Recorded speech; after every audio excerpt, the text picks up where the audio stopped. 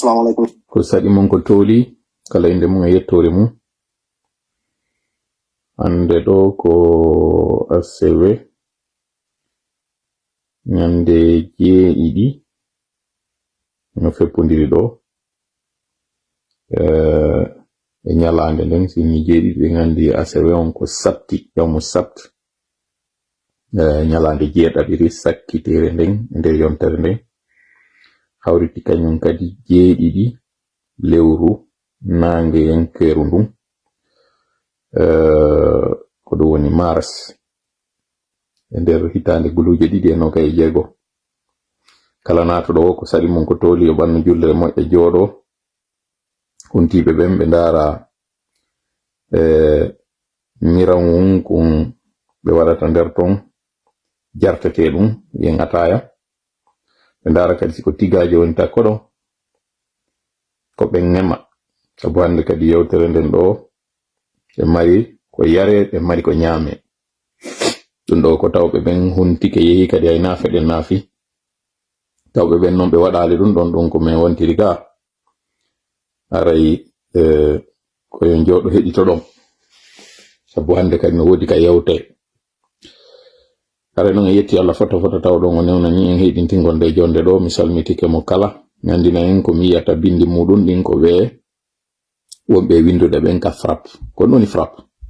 ko Front républicain pour des actions patriotiques ko nden mojobere tawde na mojobere fi parti politique ko men a politique few na kadi men townoɓe hondu fi ɗaɓɓere laamu na men wonɓe cippirde fi ɗum men fowno komi tawaɗo e nden mojobere na min woni ko ardinde na min kadi woni ko sincinde nde sinciraka kadi dartagol goɗɗo din sinciraka kadi dartanagol goɗɗo ko nde sincira ko fi dartanagol goɗɗum e fi dartagol goɗɗum ko ɗum waɗi men e yiltanade ɗum ɗo ko ɓaygibi men fuɗɗi noddugol on noddago amen gon ko gooto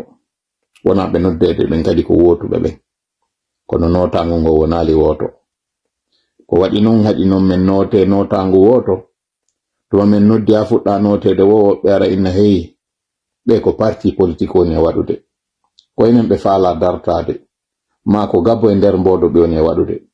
nde mojobere ko toola jeyde ko kanko sincide aw ɓay noon si toola hollama tun goɗɗo anyi toola añay ɗon kadi mojobere nde ɗum si min ni na waɗande fi goɗɗo ko waɗande fi goɗɗum na waɗande liddu goɗɗo ko waɗande liddu goɗɗum nde ɗo na alfa nde arno cippirgol na mamadi nde ar cippirgol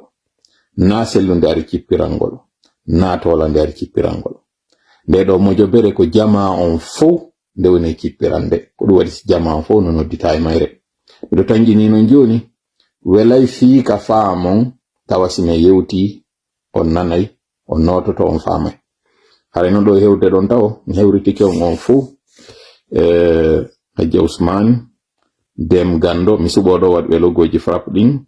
même si mi hiwroto Modi Abdoulaziz Diallo iwɓe leluma kontirɓe sengo France médecin ɓe ou pharmacien ɓe tawata ɓe aƴƴi moƴƴa ɓe yiɗɗi hen kadi moƴƴa ka ɗeri ɗo e mo kala kadi hiwritama Ismail Diallo sengo États-Unis hiwritama Jibril Hore Dimma hiwritama mo kala ray inde muɗum e yettori muɗum hiwritama haray sakite moƴƴa yewtere nden miɗo mari ɗo noon komi faala on heɗintinde ka musidɓe meɗen waɗani mi yewtere mi anda kadi siɗon nande lam moƴƴa sino nanade andine lam ngombodo men ɗon go feƴƴude ɗeri ɗiɗi ka FRAPP ɗo e ka toola tengela tawno ɗon ko ngol woni ɗerol ineteno ngol tooli mon ka toola kono ngol wiyeteno arano ko ngol ati ɗollan andude kadi e muɗum gimde hitande guluje 2020 e nder ndul lewru octobre ko ɗum woni sappaɓuru ndun fewndo ka fokkitanano cippirongol folotirongol fii ɗaɓɓere laamu jullere laamu nden noon 2020 ko ɗum woni duuɓi jeego wonɗen e sutanade joni ibi on tuma hewti hande ɗo piiji buy e rewi e muɗum hande ɗo noon haray no woodi ɗo artiranɓe lan ɗo hito ngomi faalete haray yon heɗito hande noon kadi wattani yila moƴƴay ko mone yewte kon sabu jonte ɗiɗi ɓaawo ɗo ari miɗo yewtude goɗɗum mi fewti model mi yewti model kañum goɗɗum on fof non o yi ko waɗi hankin kon ɗo communiqué arɗo on inni mojoɓe 4 wonnoɗe townude hondu fi laamu fukkinama fi muɗum sorrama hande kadi ko ɗum woni fi muɗum warama ko waɗi fi kon haray ɗum ɗo noon ko fokkitande men goo ene hari gandano fi mum ene konko waɗi ɗo kon non kon ɗum battinta en yewtoy ɗum ka nder live meɗen ɗo si Allah jaɓi piiji buy feƴƴi o yi kadi mbodoji ɓe yimɓe ɗo yi kañum kadi ko yaltintinɗen ɗo fewndo ɗo carburant on ko honto wona yeyede ɓay woɓɓe no jooɗi lagine ɗo yuggo ngol carburant manka tolen koye haala wi woni ko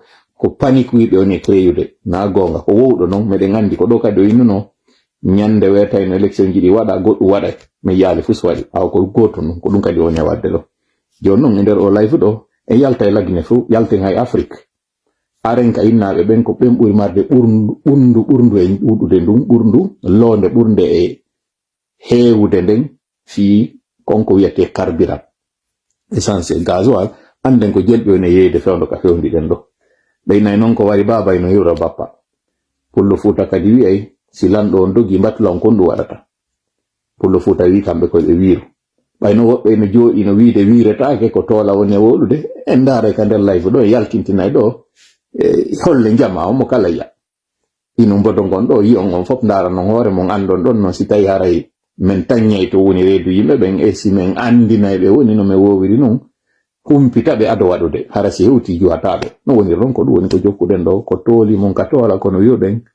koola tengela ɗe mar ɗon kadi ɗelo wiyetengol hakkil faamu e pinal ko ɗum kadi waɗi ɗum ɗum ɗon fof haren anda ka live ɗo donc jentitoɗen hare makko ɓe musidɓe meɗen ɗo rahmatullahi wa barakatuh monsieur Dola ba aran jaram ko tan landi ko don stawi suma yo feƴƴi e jam no feƴƴude jam alhamdulillah rabbil alamin salminima an groupe ma on fof atola tengela ka frap fof alamu salbinal ton e torano en Allah yo Allah jaɓa en ko wonne e hawrde ko jaɓa en ndereɗen fof men lando tawi nawno on kañum kadi jayti ara alhamdulillah rabbil alamin nouvelle format moƴƴano ko waɗi noon piiji tan a waɗa niilam a suusi niilam a yilta niilan ka diina piiji buy a ɓurtiilan naɓude e gonɗinal Allah ngal sabu gonɗin gongol ɗum ɗon kañum kadi yeeso Allah a ɓurtiilan kañum kadi mi renforce nomi ɓeydunomi wonno e rewirde Allah noon mi rewiramo noon kañum kadi a ɓurtiilan suusinde gonga yomi woni wowlowo gonga haray a jarama ñande fof ñande live ma kala mi hettomo ka France ma ɗum ka tawra tengela alhamdulillah rabbil alamina depuis duuɓi buy miɗo heɗalema haray noon komin paykumen Mouhamadou Baylo Diallo jaare ningelande safa woni arde ɗo yewtan gontirɗo Dakar fewndo ba alhamdulillah rabbil alamina tawi jama laggine on fof faamuno wonna yodde ko harayno ɗum ɗo e wino miɗo teñƴini fewndo hande e nder laggine CNRD on no addirɗa info ma o wiɗa hande a waɗa live haray fof ɓe memmini caméraji maɓɓe ɗi a jogitike leydi ndi fof hande toyla ko an fin jogiti leydi ndi ko woni ko ɓayna laggine wonɗa ko harayno ɗum ɗon ko wiɗa ko gasino par ce que hande ɓe ala kaɓe ƴettira information hay nokku e nder leyɗe ɗen sina kama an toola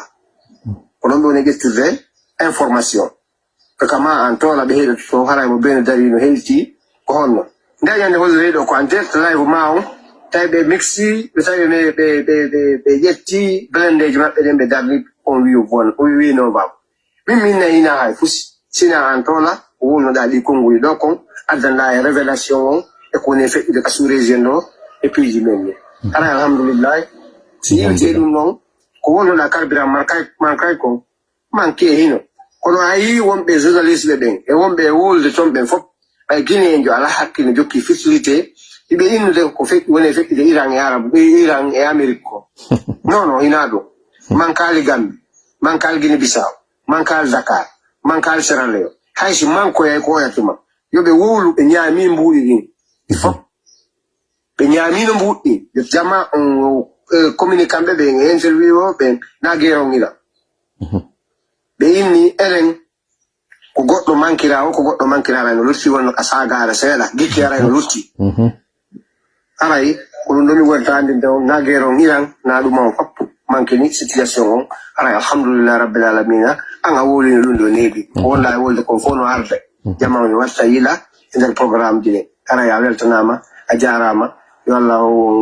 boyndren kalido Allah suuve Allah okkoren combat ko wiina ko kany kali jama fo spesinger de ganike ay kado ne wi sala no and non be fo be jibe ani mo yano aray kuce watandila on jarama weltanama yo Allah hawlinde sawaba merci amin ya rabbi taw aray on nanima ko beedo on ko Mamadou Baylo Diallo yettibe min ba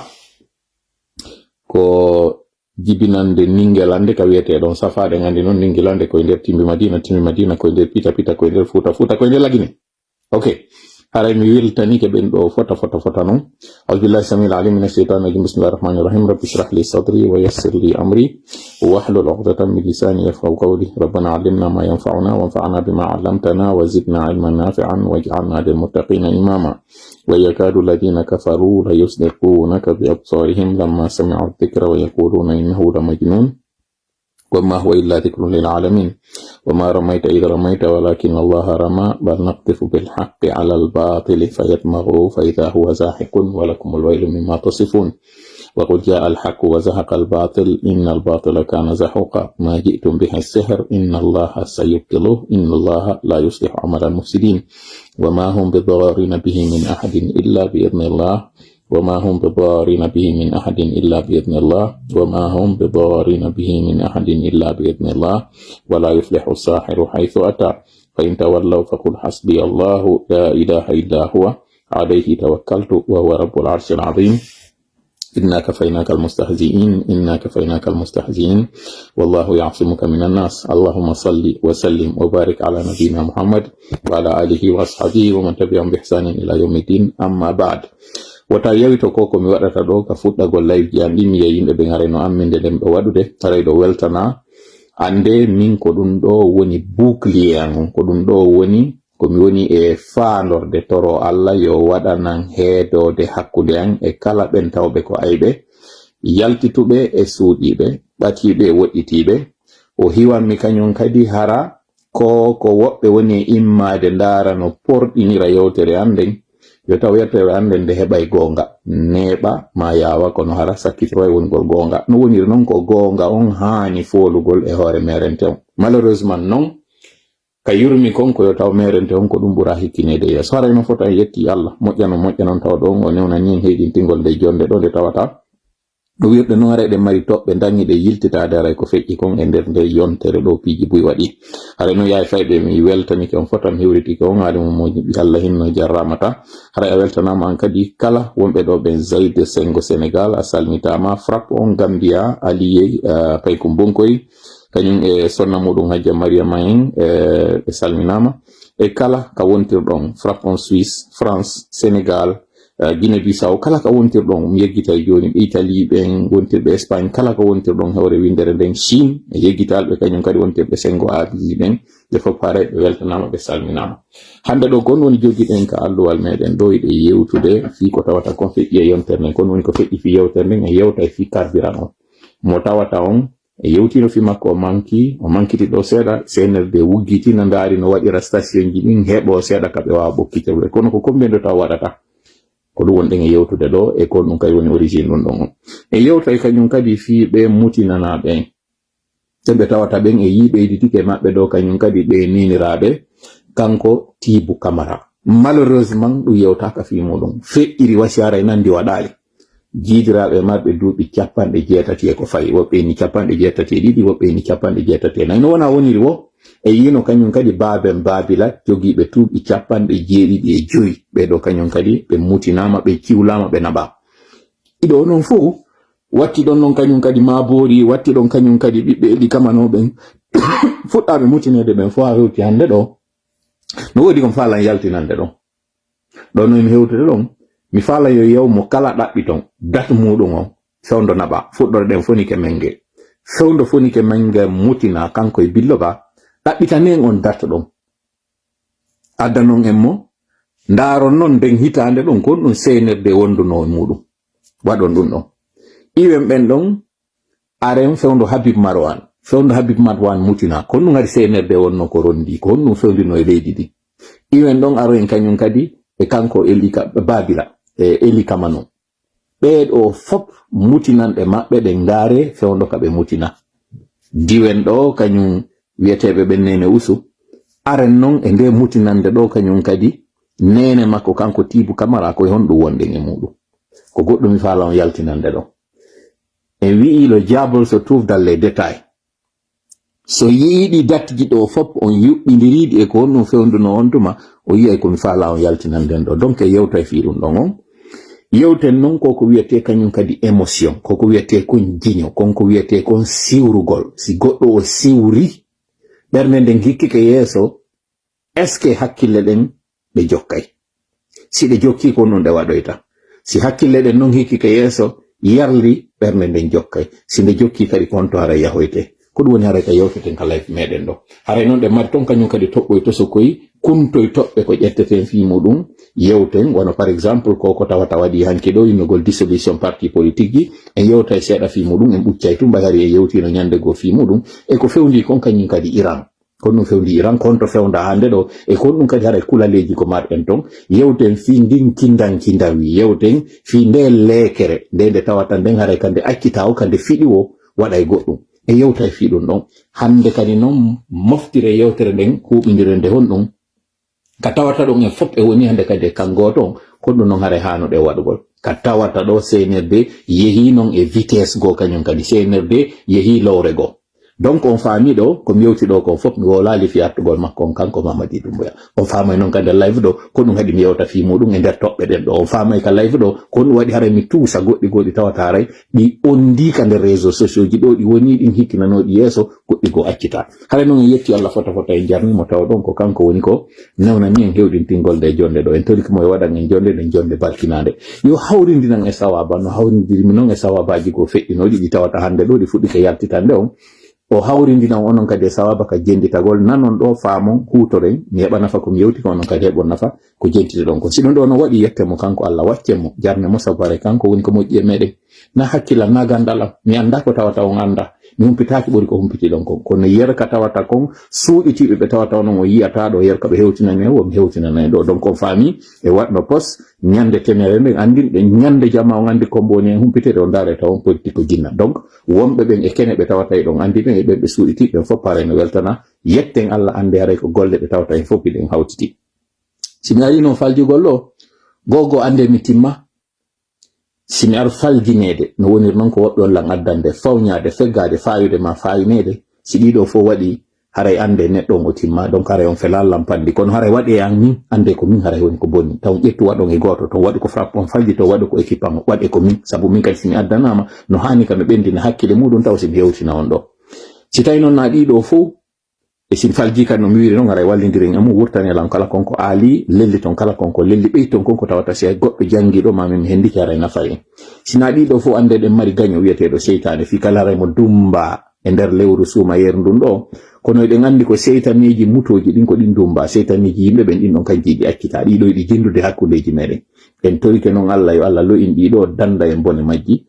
o okkora en kutu koko tawata ɗo mi ardi e mon anni e fifindi ngongol yo ɗum ɗo wonu heɓen ɗum ɗo wawa findinde jama o amin ya rabbal alamin si wiɗon kañum kadi haray musidɓe meɗen no tori en duwa ɓe tawata ɓiɗɗo mum no nawni wiyeteɓe Dawda Bari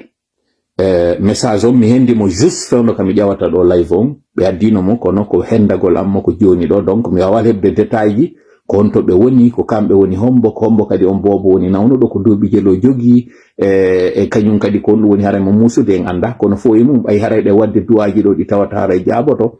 en toroto Allah yo Allah dikkinɓe yo Allah dikkin ko bobo on ɗo en anda duuɓi makko en anda kadi hus e muɗum kono haray ɗo ɓe holli en haray mo nawni haray ɓe tori duwa hiɗen anditi kañum kadi o ya musidɗo meɗen mo booje o landino en kan kadi duwa yarli hayfi en anda mi yaali taw commentaire ji ɗin ɗo o innano en hakke ma ka o nawni o wawali hay horugol ngol taw ɗum haari heɓino balɗe haray en yiltitoto ɗon kañum kadi landoɗen ko honno haray hayfanimo si hayfi kañum kadi en toriki Allah yo Allah ɓeydu kañum kadi hayfingol ngol kala nawnan ɓen ɓe yo Allah dikkinɓe kala ɓen selluɓe Allah dabintin cellal ngal si wi ɗon kadi haray ɗen andi Barry Holland mo tawata on e yewtino ɗo fi muɗum yuma makko e ɓe foyi ɓe sengo Maghreb on to nawnare nden hino hayfude yettude Allah kono haray fayin ɓen ɓurti kañum kadi haray toragol du'a yo Allah hayfinamɓe hayfiniranɓe cellal amin ya rabbal alamin.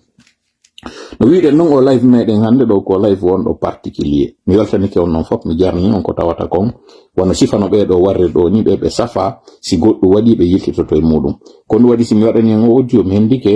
yana ye maɓɓe ɓe yananila yomi waɗu heɗito ɗon on andi mi yetike on ɗo kañum kadi fewno ko wanno kon sarlo minni goɗɗo addi audio andintini mi yewtuno fi ko woni feƴƴude sarlo minni senirde ataka e wonɓe takko maɓɓe kono na ɗo woni le plus important ka yewtere kam faala fuɗɗade ɗo e muɗum na yugo ngol ara jama on andintinay mi faala fuɗɗorade taw ko sakkiti wadde ɗo kon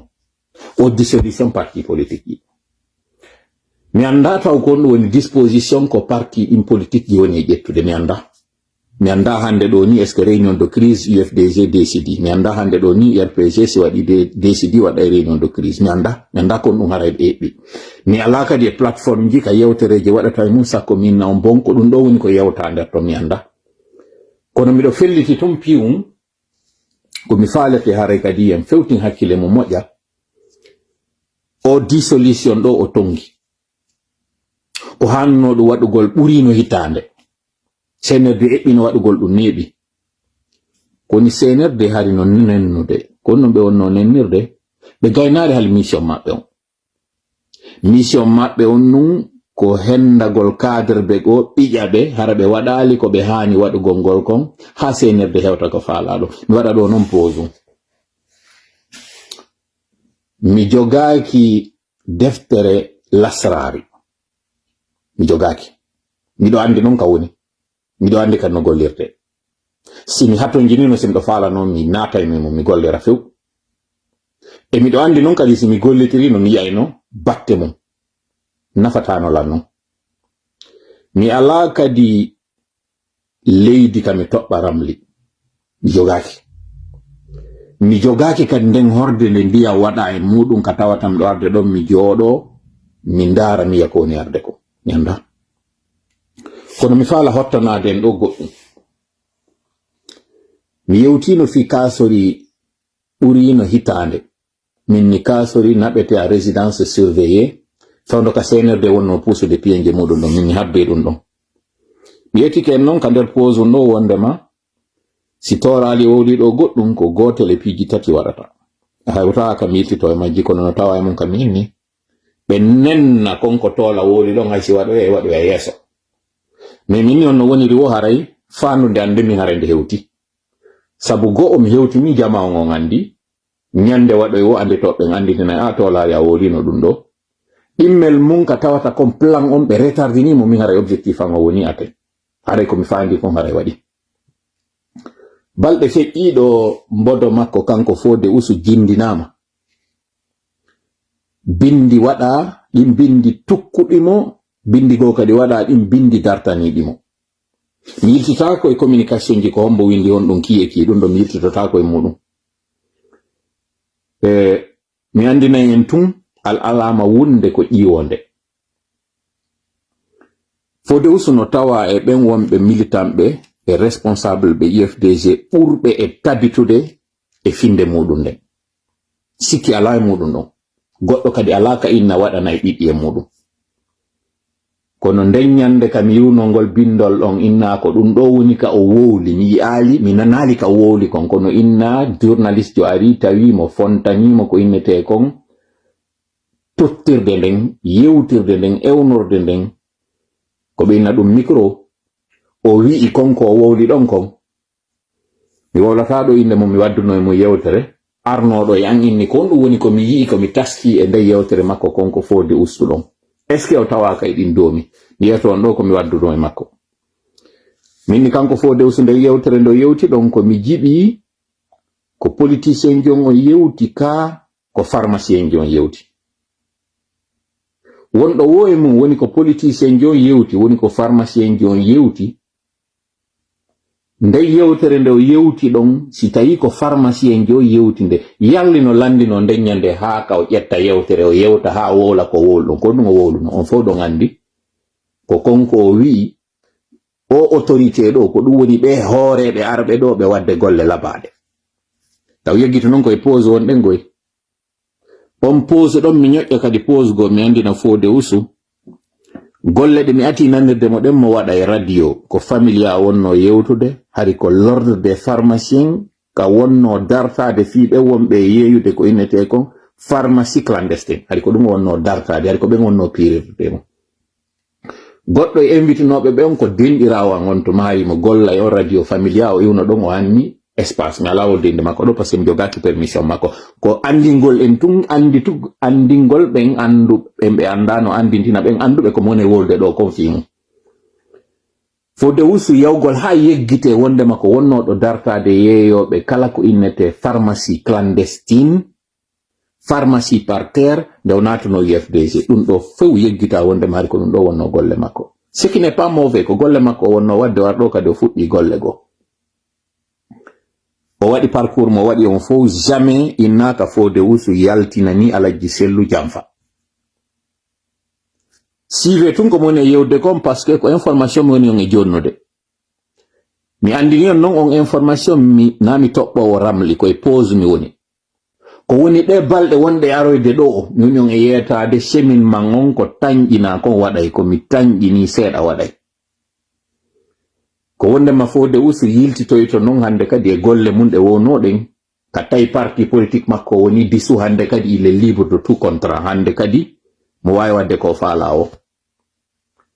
on non ko faala ɗon déjà o andini mo marno golle ado o wonde politicien et c'est normal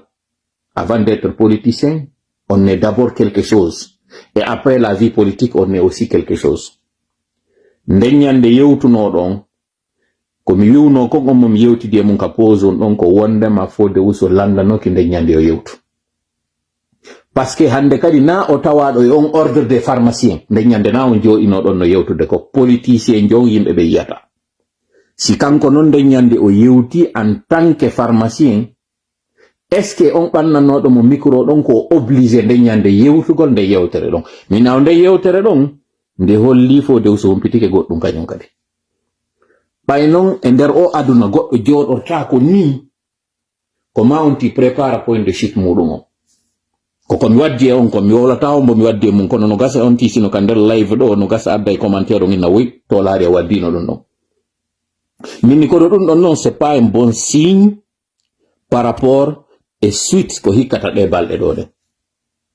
joni no yiltite ndaron ko nde tuma o waɗi on intervention makko ɗon mi yewtali kadi few fi muɗum gin polémique wi wanno giɗon fop yimɓe yalti defandi mo wonɓe ka kamma ko woɓɓe yalti aybini mo inni ɓe andi kanko kadi o sodama o fokkiti mi wowlali ni Paul ni Pierre ande ɗo noon miɗo wowlude ko ɗum mi woni on e wiide ɗon dans les jours semaines mois à venir kanko Fodé Ousou o yiltitoyto e golle makko ɗe wonno wadde ɗen o continue activité ji makko ɗin si ɗum ɗon aroy waɗoy wota goto aroy ɗon nanga wigo e waɗa e mo haala accide mo e haaju makko o yaha weltano ɗon mo golle ɗe o waɗɗen ha hewti hande ɗon ɗum ɗo mi ɓuccani on ɗum c'est une information moni on e jonnude mi tapose on ko mi ara noon mi continue a yewtere nde moni e yewtude on nde ko ɗum woni nde yewtere politique on ko jinna ɗi parti politique ɗo si ɗi wiyama ɗo ɗi waɗama disu no mi wi'iri noon CNRD tongu ha gayne wadde ko watta ko polémique wi waɗiɗo ka inna hakkunde kanko Ousou Zagalo e Lamarana Petit ɓe hawri inna mi yewtu fimo min mi yewta fiyondu mi yewta ɓen ɗon ɗiɗo non objectif ji maɓɓe ɗi mo kala e maɓɓe woni aten ko ɗum wonno ɗum ko jonnugol UFDG ɓe heɓa kaɓe hilnoɓe ronkan nanude ɗiɓe wona yewtede ɗen wonɓe ɓen ka yaasi sifame wonɓe wiide he fannimantiɗo yaade waɗon kaɓe woni on e wiwde kon o wallay ɓe woni no ɓe ɓurta jooɗorade ɓe e on wakkiloto o parti mo wona disu few gayni ɗon e makko ngi linkiɗo andon légitimité on e légalité on min si min naman mi soɓo ko légitimité on mi ƴettata on non légitimité ɗon jogimo militanɓe moɗon ɓen ɓe dillali son jokkiɗo noon o yaha ha dillinon ɓe fof ɓe dogira on goto goto responsable ɓe moɗon par ce que ɓe yiyata cohérence ko ɗum woni cohérence ko feppodirgol ngol e nunɗal ngal ka golle si tawi o wi on reconnaissa Mamadi o reconnaissa CNRD kono si ɓe addani on kaydi on yahay noto ɗon waɗon konko ɓe wi ɗon c'est de l'incohérence namene wonɗon ɗaynude ko hoorema wonɗon ɗaynude mi wowli ɗum ko mi wowli on tun komi famano ka wi'a miɗo ari miɗo hukkude hunduko an e ko tawata e nami mili kanjo parti mi ronkayi ede kam woni e sappade ko darani wonɗo e sappade on ha hande ɗo en hewti ka tawata ɗo konko mi yunoɗon wakkide law pullo Fuuta wi'i bobo mo wurata on jonne mo inde labande o mayida e nden inde ɗon aro nangali sonjugolore moɗon mo mi ƴetti misal min ni Pastef e Sonko hande ɗo ɓeɗo ɗiɗo non hiɓe wuuri sai go non arno Pastef inna woni disu fi maɓɓe ɗannina fewi lanni goɗɗo ta yewtu fi maɓɓe candidaɓe ɓen tawɗo on tuma ko Sonko o naada e kaso dossier criminel waɗa e hoore makko dossier judiciaire inna hande kadi naw éligible ɗum ɗon han joni waltaw kono hande ɗo ko kamɓe woni e décidude avenir lending kono ɗum no waɗɗum ɗo par ce que ɓe ƴettu disposition ji maɓɓe ɗi law mi wowlani ɗum responsable ɓe mairie kadi ka kene ɗo mi wowlani on fof nano ɗon konko mi wowli ɗon si tawno ñorano law fuɗɗanano ɓe hande ɗo ɗum ɗo waɗatano ɗo taw goɗɗo mi jiɓi jonno mbay waɗi le vin est tiré comme on dit il faut le boire kono ɓayen yarata vin wiyen tun joni ɗo e kosan ɗan hande kadi ɗan suppitama kettugol ngol jooɗi ke heddi ke hande kadi gollitirgol ngol ko ɗum no woni haray kon ɗum gollitirteɗo mi fillo encore une fois ka fewniɗen hande ɗo enen e CNRD landaki en ƴettu finkari taw landaki hiɗen jogi ko ɓuri finkare hande ɗo wulɓinade mi landaki on kadi fewƴette hayre yalton innon hiɗon fewtude ɓe landaki few landaki kadi hande ɗo yon innu on yeeba e wonkiji moɗon yalto waɗum goɗɗum ɗiɗi e tati non ko landi ɗo wo jentite ko wona ɗon yetede ko waɗon ɗon non Allah no waɗande en cippiro ngo haysi non onon o rena renuɓe ɓen hino reni no andi Allah no waɗande en cippiro ngo ko ɗum no woni ngon cippiro ngo Allah woni en e waɗande on fof o yi immiɗo artiɗo on o yi kadi no artiri ɗo ko wombo wi imbi artiɗo siɗo mantino min non min mi commentata fi makko on kanko minita o yaw e spéculation par ce que ñande o artiɗo on hersoye so yaltoyɗo non on ronkoyta no immitoroyɗon kono hara on perdi tammoɗon on min mi yahen e ko tawata konko concret konko tawata kon no tabiti sikki ala e muɗum wiwgol ko hottagol ala e muɗum ko on ɗum woni ɗum mbuuɗi ala ka leydi carburant kañum kadi mankay courant kañum kadi mankay mi wara ɗon noon ka deuxiéme pose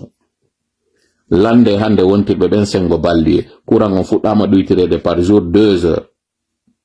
chaque jour e nder wonɓe ɓen Conakry landeɓe ɓe yetoton entre 16 heures et 18 heures entre 18 heures et 20 heures ha nde no yahe binde do en tout cas ka huntete ɗon jibi 15 heures woɓɓe wi quartier ji go courant on coupete 1 à 2 heures par jour ça c'est par rotation ka nder quartier ji on 1 à 2 heures mo on ɗon yiide no coupa ɗon onon on yawtotomo ɓe wiya on ko golle wona waɗede ka ligne ji ko ɗum ɓe wiyata on ɓe inna ko transport ji ɓe woni gollude e mum ko ligne ji ko câble ji kesi ɓe woni jam ko économie ɓe woni waɗude mois de mars on o fuɗɗi tungoy woni taw e mutaki taw mi yetti noon noon minni crise électricité on kañum kadi jokkay ɗon ko ɗum noon CNRD aroyta yeeto ko wondema sabu crise waɗuɗo on batoje ko ɓe woni yeddude on hande ɗo on ɓe yaroya janggo ɓe reconnaissio e ɗum ɗon ɓe inna on wi ñande ɓe innonoɗo crise ala ɓe mari quantité yonɗo hari no marno kono commande mo ɓe waɗi on fewndo ɗo a européen ɓe ɓen tigi si France on yi memmini ko mo kala yimmike wino wadde démonstration de force ko parce que détroit de Mermoz sakkama ɓe inna on batoje maɓɓe ɗe ɓe commandiɗen hande kadi ko maɗe takko maɗum ko maɗe heɓa sécurité si ɗe feƴƴa entre temps courant on kuppoye ɓe faminana on wondema on courant kuppuɗo ɗon ko sabu on crise ɗon ça n'a rien à voir ñamande de ɓe ñawli bateau dari ɗon sewɗo ka sera ndiyam so yi fewndo hande ɗo ino deƴƴi ko parce que ko ndiyan ko saƴino konko wonno ka barrage ko ɗum wona gollitirede yiltite ka archive ji ndaaro wonnoɗo moine jon ka électricité wiyeteɗo Camara on ko Aboubacar Camara mi sikki o yittama goyɗo e ngaalon on o innono jama on haysi mi yiw goɗɗo no kirɗina wondema o si ɓe faala électricité ɓe ƴettu sion je ɓe yaha ɓe hebbinoya barrage on kaleta e Soapiti e nanduɗi e majji fi si tawi yimɓe ɓen faala heɓde courant ɗum ɗon iɗon anditiro woni ɗum adi waɗino kaw innunoɗon probléme on fi courant wata goto immo ara sonja wata goto ar kan daranoɓe ka ndiyan hewtanta huɓe ko ndiyam woni ala ka barrage o arno wowli ɗum anno ndiyam ko dan kanyum kadi won den sutanade do ni problem electricité lagino régli ke wo to mambudi yonudi hebi dum do ko parenthèse tum yone wadude do mita pause ko mi continue yawtere de ka fewni de ngande do no mi wiiri non alla wada ni en cippirongo ngon cippirongo tawata ko ngo concret CNRD jodi ke hoore salndu soppindu hino fokkiti una gongol si annon a jodi ke do yugol hida concentrade neddo wola fi makko on neddo don o krompete so jodi ke do yugol hidon habbi yo Mamadi Mayo fi en hebu ko fala den ko Mamadi Mayo ko Mamadi jogo kadi immoto no wonir non Sékou Touré may no ande do Sékou Touré no attinede de la plus belle des manières min mi concentré ko tawata kon ce n'est pas une personne c'est un système live mum sakiti wadde on mi wadanno en don mi définissane en ko hondum wiete pouvoir e ko honno pouvoir fonctionner ta ko honno pouvoir liberté mi yeti en don mi inni be dabbana en ko woni sujetji be jonna en di fi en hilnode mi wada do non posum kadi simini on mi sunaki hare mi feni simini on mi monaki hare mi feni simi inni on mi sicca ara mi feni kono non suninimi kono moninimi kono sikkinimi ko yugongol mi ara do mi wada 1 heure 1 heure et demi 2 heures yewta on piu gotum ko mi wada dum do laabi didi e nder yonterde asewe ala wonde laabi tati il suffit que yo dimanche lanno lendi nata mardi wada goto ara jodo wada live mudum noddown e konko tawata ko merente wa wasi konko mi yewtuno kon fop nanudo on fop ardo wiudon c'est vrai ko gonga ma fiyo dum do wawasi yeggita sino mi wawali famude ko honno tawiri leydi yele jodo yewta fi ko woni fejjude nder makitiji meden ko woni fejjude hakkundeji meden dum do wona sujet national ha wobbe déplace de point à point ya dum do wade ha yimbe be wada ko yudon kon fop wadi do lando do non question melado mede Muhammad sallallahu alayhi wa sallam konno wi no buri hulande mofte mudun de mi fillito landanga mi fala non yo jabano langal mojja e commentaire ji do nelado mede Muhammad sallallahu alayhi wa sallam tawde beben la yantiqu anil hawa o wowlirta merente o jinyata o inna mo yewtude tum fi mo fala yewtude wolta fi bay mo fala arde tum itta yimbe be wula sifa min tola wondo arde on itta wula do be wowlirta dudere hala d'ailleurs be andiraka wowlugol buy kono be wiwno be buri hulande mofte mabbe be di dudi goy kono no don goddo e majji ko mi fala yo yetola si dudi kono woni shirku mo tawata on ko shirku suudi don mo nelado meden sallallahu alayhi wa sallam yewti en fi mudum goddo go wiido ko yingo Hanafi Jallo wi ko yingo Brown Bari wi ko yingo ko shirku non Allah no wi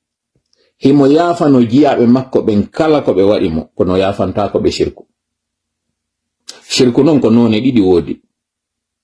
ko shirku towudo on jando don be na shirkul akbar tawdo on ko rewgol sana mo harano labam ma few dum do ko wonda e wadde do anati e shirku jodo da rewa sana muru dum yewto da e Allah jetta goddo wada mo Allah go dum don ko shirku jando don o suudaki few shirku to so ko non aranon oda on non yalte dina few hande kan na joldo ko kefero ndenyande si dande mata ama ko dande kefero na tajede kono shirku mo nelado maki on hino tawa e konko be hulande mofte mabbe den ko inete kon arriyao c'est-à-dire yingo wadirgo ngol yingo wadira jinyo holla yimbe ben konko tawata e andi Allah ka bernde ma ko shirku to so kono do non no hulbini buri on janoda kanyon kadi fi kala kondo yaltinta neddo on e dina fi honum ayal anata e shirku ara shirka ni no Allah reda lutti da wonde jama on da wadde hande kadi nafigan kago parce que une fois a wadi kon ko tawata ko shirku do on wadata a haɓi di e Allah hiɗa yimmade yaha juulo ya jango ya hoora waɗa kala ɗi inna julɗon no wadde ɗa wadde ɗi ala heɓude baraji ala heɓude nafa fus ko konɗa wadde kon kadi a ɓurta majjinde jama'a koko yiɗon feƴƴiɗo fop ka réseaux sociaux ji ça se résume en 2 ou 3 ko hollugol wondema han joni CNRD no contrôle yon on fo hollugol wondema konko mi woni arde mi yewta ɗo fo ha min yon e saayi ko mi jiɓi ko honno tawiri ɗin page ji ɗon est ce que na wonɗi e gollitude e systéme o par ce que ɗi yaltinani en ɗi waɗani en wo en actualité à la une yo wonu ko ɗum ɗon ɓuri hittude konko tawata konko nafa dow CNRD wonata na nafa meɗen enen ɗum ɗon ko go'o email muɗum ça se résume au fait que jaka sirkoɓe ɓe no ɗuuɗi e meɗen par ce que kala ɓeɗo yuɗon ɗo waɗi live ji waɗi vidéo ji ko hakkunde on tawɗo on ko wonɗo profitude fi waɗangol hoore mum publicité activité mo woni wadde ma waɗugol publicité hoore makko kanko digi yiigo fo wiyamo inna kaari kañum kadi okki hunde kaari kadi waɗi hunde kaari 2 troisièmement ko règlement de compte mo tawata on woni hande kadi ɗemɓarɗe o woni ɗen ƴanɗe ɗe tawata woɓɓe gollitiri on ɗo no mi wirno non je ne reviens pas encore une fois il y a rien de nouveau mi woni on e yettade ɗo koko yiɗon feƴƴi ɗo ko règlement de compte entre clanji wonɗi ka réseaux sociaux ji tawɓe ɓen hiɓe mari hawreji hakkunde maɓɓe kono ko maɓe wallitora onon fi réglgol ɗin compte ji malheureusement non CNRD gollitiri on ɓen ɗon kañum kadi gollitiri on seytane kadi gollitiri on et c'est le plus grave parmi tout ça la ɗiɗi mi yewti ɗo fof ko ɓuri wonde plus grave on ko seytane gollitiri on ko par ce que fannimanti sifa moɗon no tawa hino wondi e meɗen e ngo cippiro yiyata ko laaɓi kon Allah ino daali hule bone on mo tawata si o ari o hewtata waɗuɓe ɓen bone on tun mi weltike moƴƴa yugol sorti mo Amadou Ba waɗi on ɗo andingol ngol hande ɗo suumaye enen wawali ittude en e bonki wawalin ittude e bonnere ndo ari en naati e mayru se wattanayel en yaltira e mayru no natirnoɗen e mayru alors que non Allah ko waɗani en ndu o addani en ndu e nder labbi 12 on fiye looto e mayru kala bonnereji ɗi waɗɗen e nder duuɓi e nder balɗe e nder lebbi 12 ɗin fo nduɗo wona ndundu tawata e naata e mayru lootoɗe yalten haray ɗe laaɓi malheureusement non ɗo simi komi hulani en joni ko wata en naatu e mayru hay e harayɗe laaɓi yalten e mayru ɗen ɓurti tunude par ce que ko woni feƴƴude hande kon ko moni yiide kon no hawninmi no ngalɗininmi no monininmi no sunininmi sina ɗum comment comprendre ɓe yaltuɓe ɗo fof yewti fi ɗum ɗo gooto wawali en andintinde wondema nene makko kanko enno e konno ɓe wiyatamo modi onno Tibu Camara ɓiɗɗo ɓen ɗon kañum kadi wiyeteɗo Habib Marwana no nanga ɓiɗɗo baben Babilay no nanga ɓeɗo fof on wallini fi ɓeɗo goto yewtali fi ɓeɗo fof o yewtiɗo futilité absolument une futilité qui ne sert absolument à rien ono mari gonga o finish kon ɗum yaltuɗon e d'importance e koko yewtuɗon ɗo kon fi ɗum ɗo fof kon ɗum yaltiduɗon e mum on haɓidi e Allah on heɓali baraji on perdini en tan parce que ino ɗo CNRD ko ari hewti tippodi ɗo kon e mum parce que hiɓe jiɓino ko honno nde yontere ɗo feƴƴata hiɓe ɗaɓɓude activité ko honno ɓe wawata e jonnude onon tigi vouloir servir ça sur un plateau doré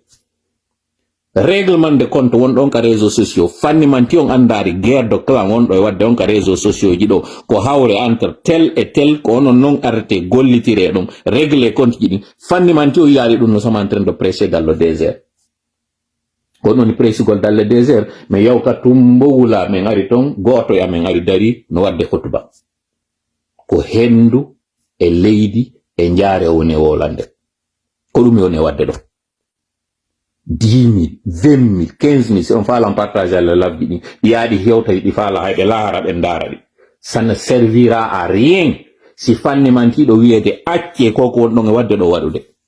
ça ne servira absolument à rien et si woni ɗo nous allons faire 20 ans et comme j'ai dit ko ɓuri noon déplorude ɗum ɗo fof ko tuma mi woɓɓe ara c'est des communicants tawɓe ils sont spécialisés ɓe andi ɓe formi ɓe andi ko ɗum woni communication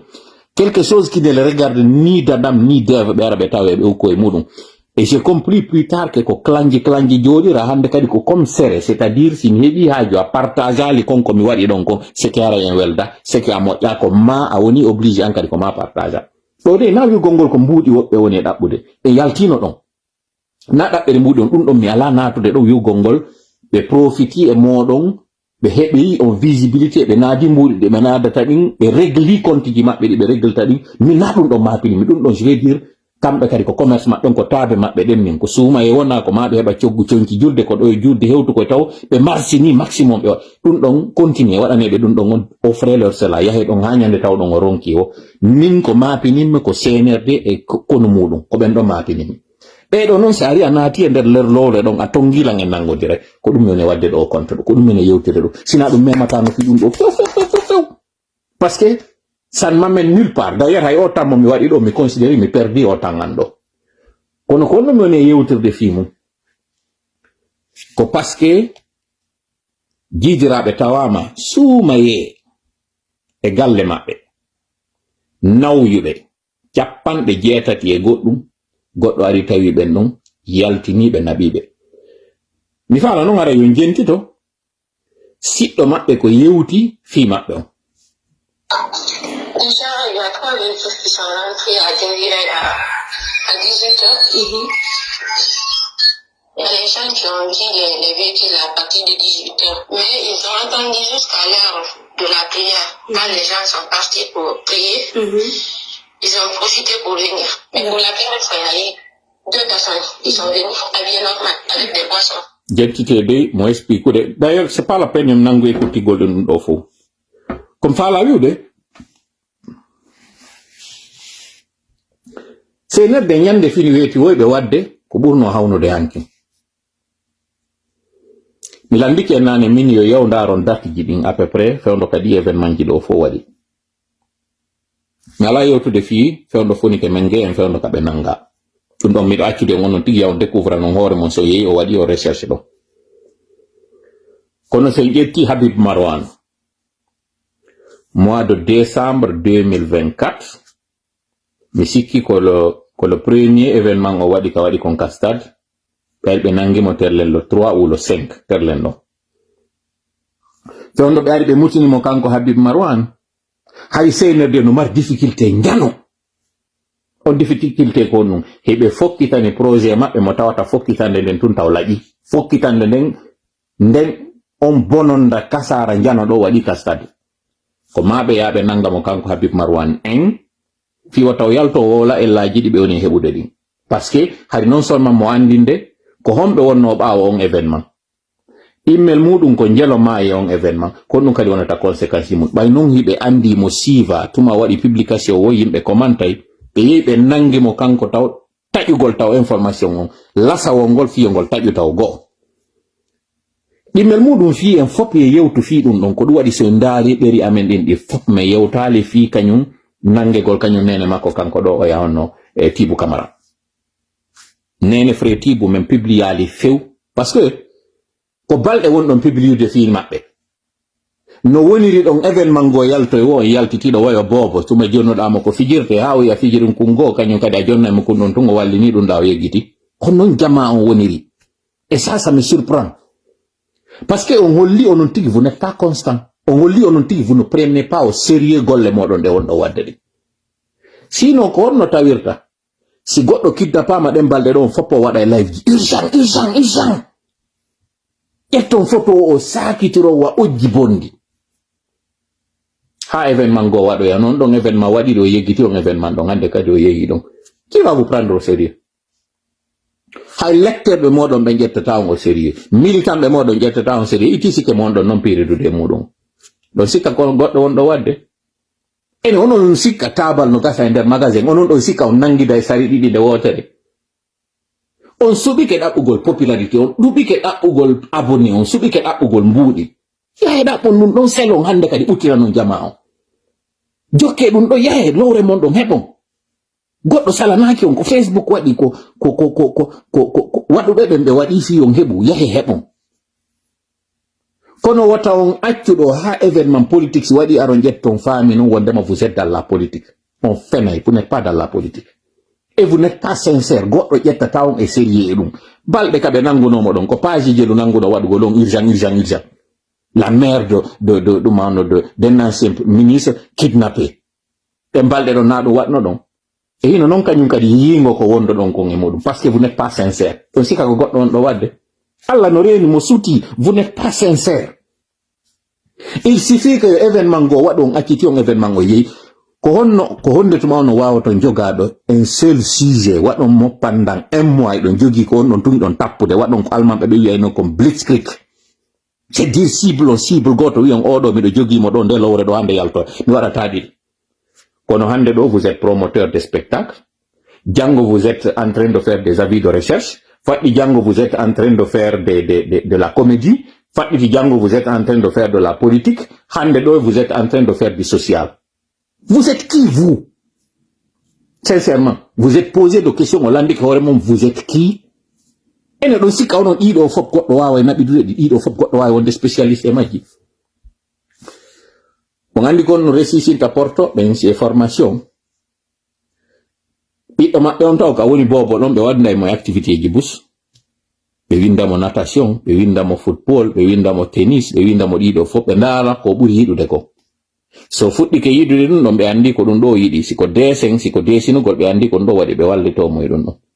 nden no immo on tigi inna yalti lycée collège naati lycée déjà spécialité makko waɗama andama ko ɗum ɗo woni spécialité kono Guinée ayi goɗɗo ha o ara o naata université en joni o anda ko faala ko tronco ɓen koye ɓe ƴettu piiji ɗin fop ɓe surchargement mo ɓeynama noon joni a woni spécialiste e muɗum c'est à dire han joni ko systéme waɗanoɗon fewndo colonisation fewndo yalta petka colonisation c'est à dire jonneɓe fop par ce que ɗi fop yiɗen ha ton jini ka haaju men yani wo yawi tun ƴetten on tigi ton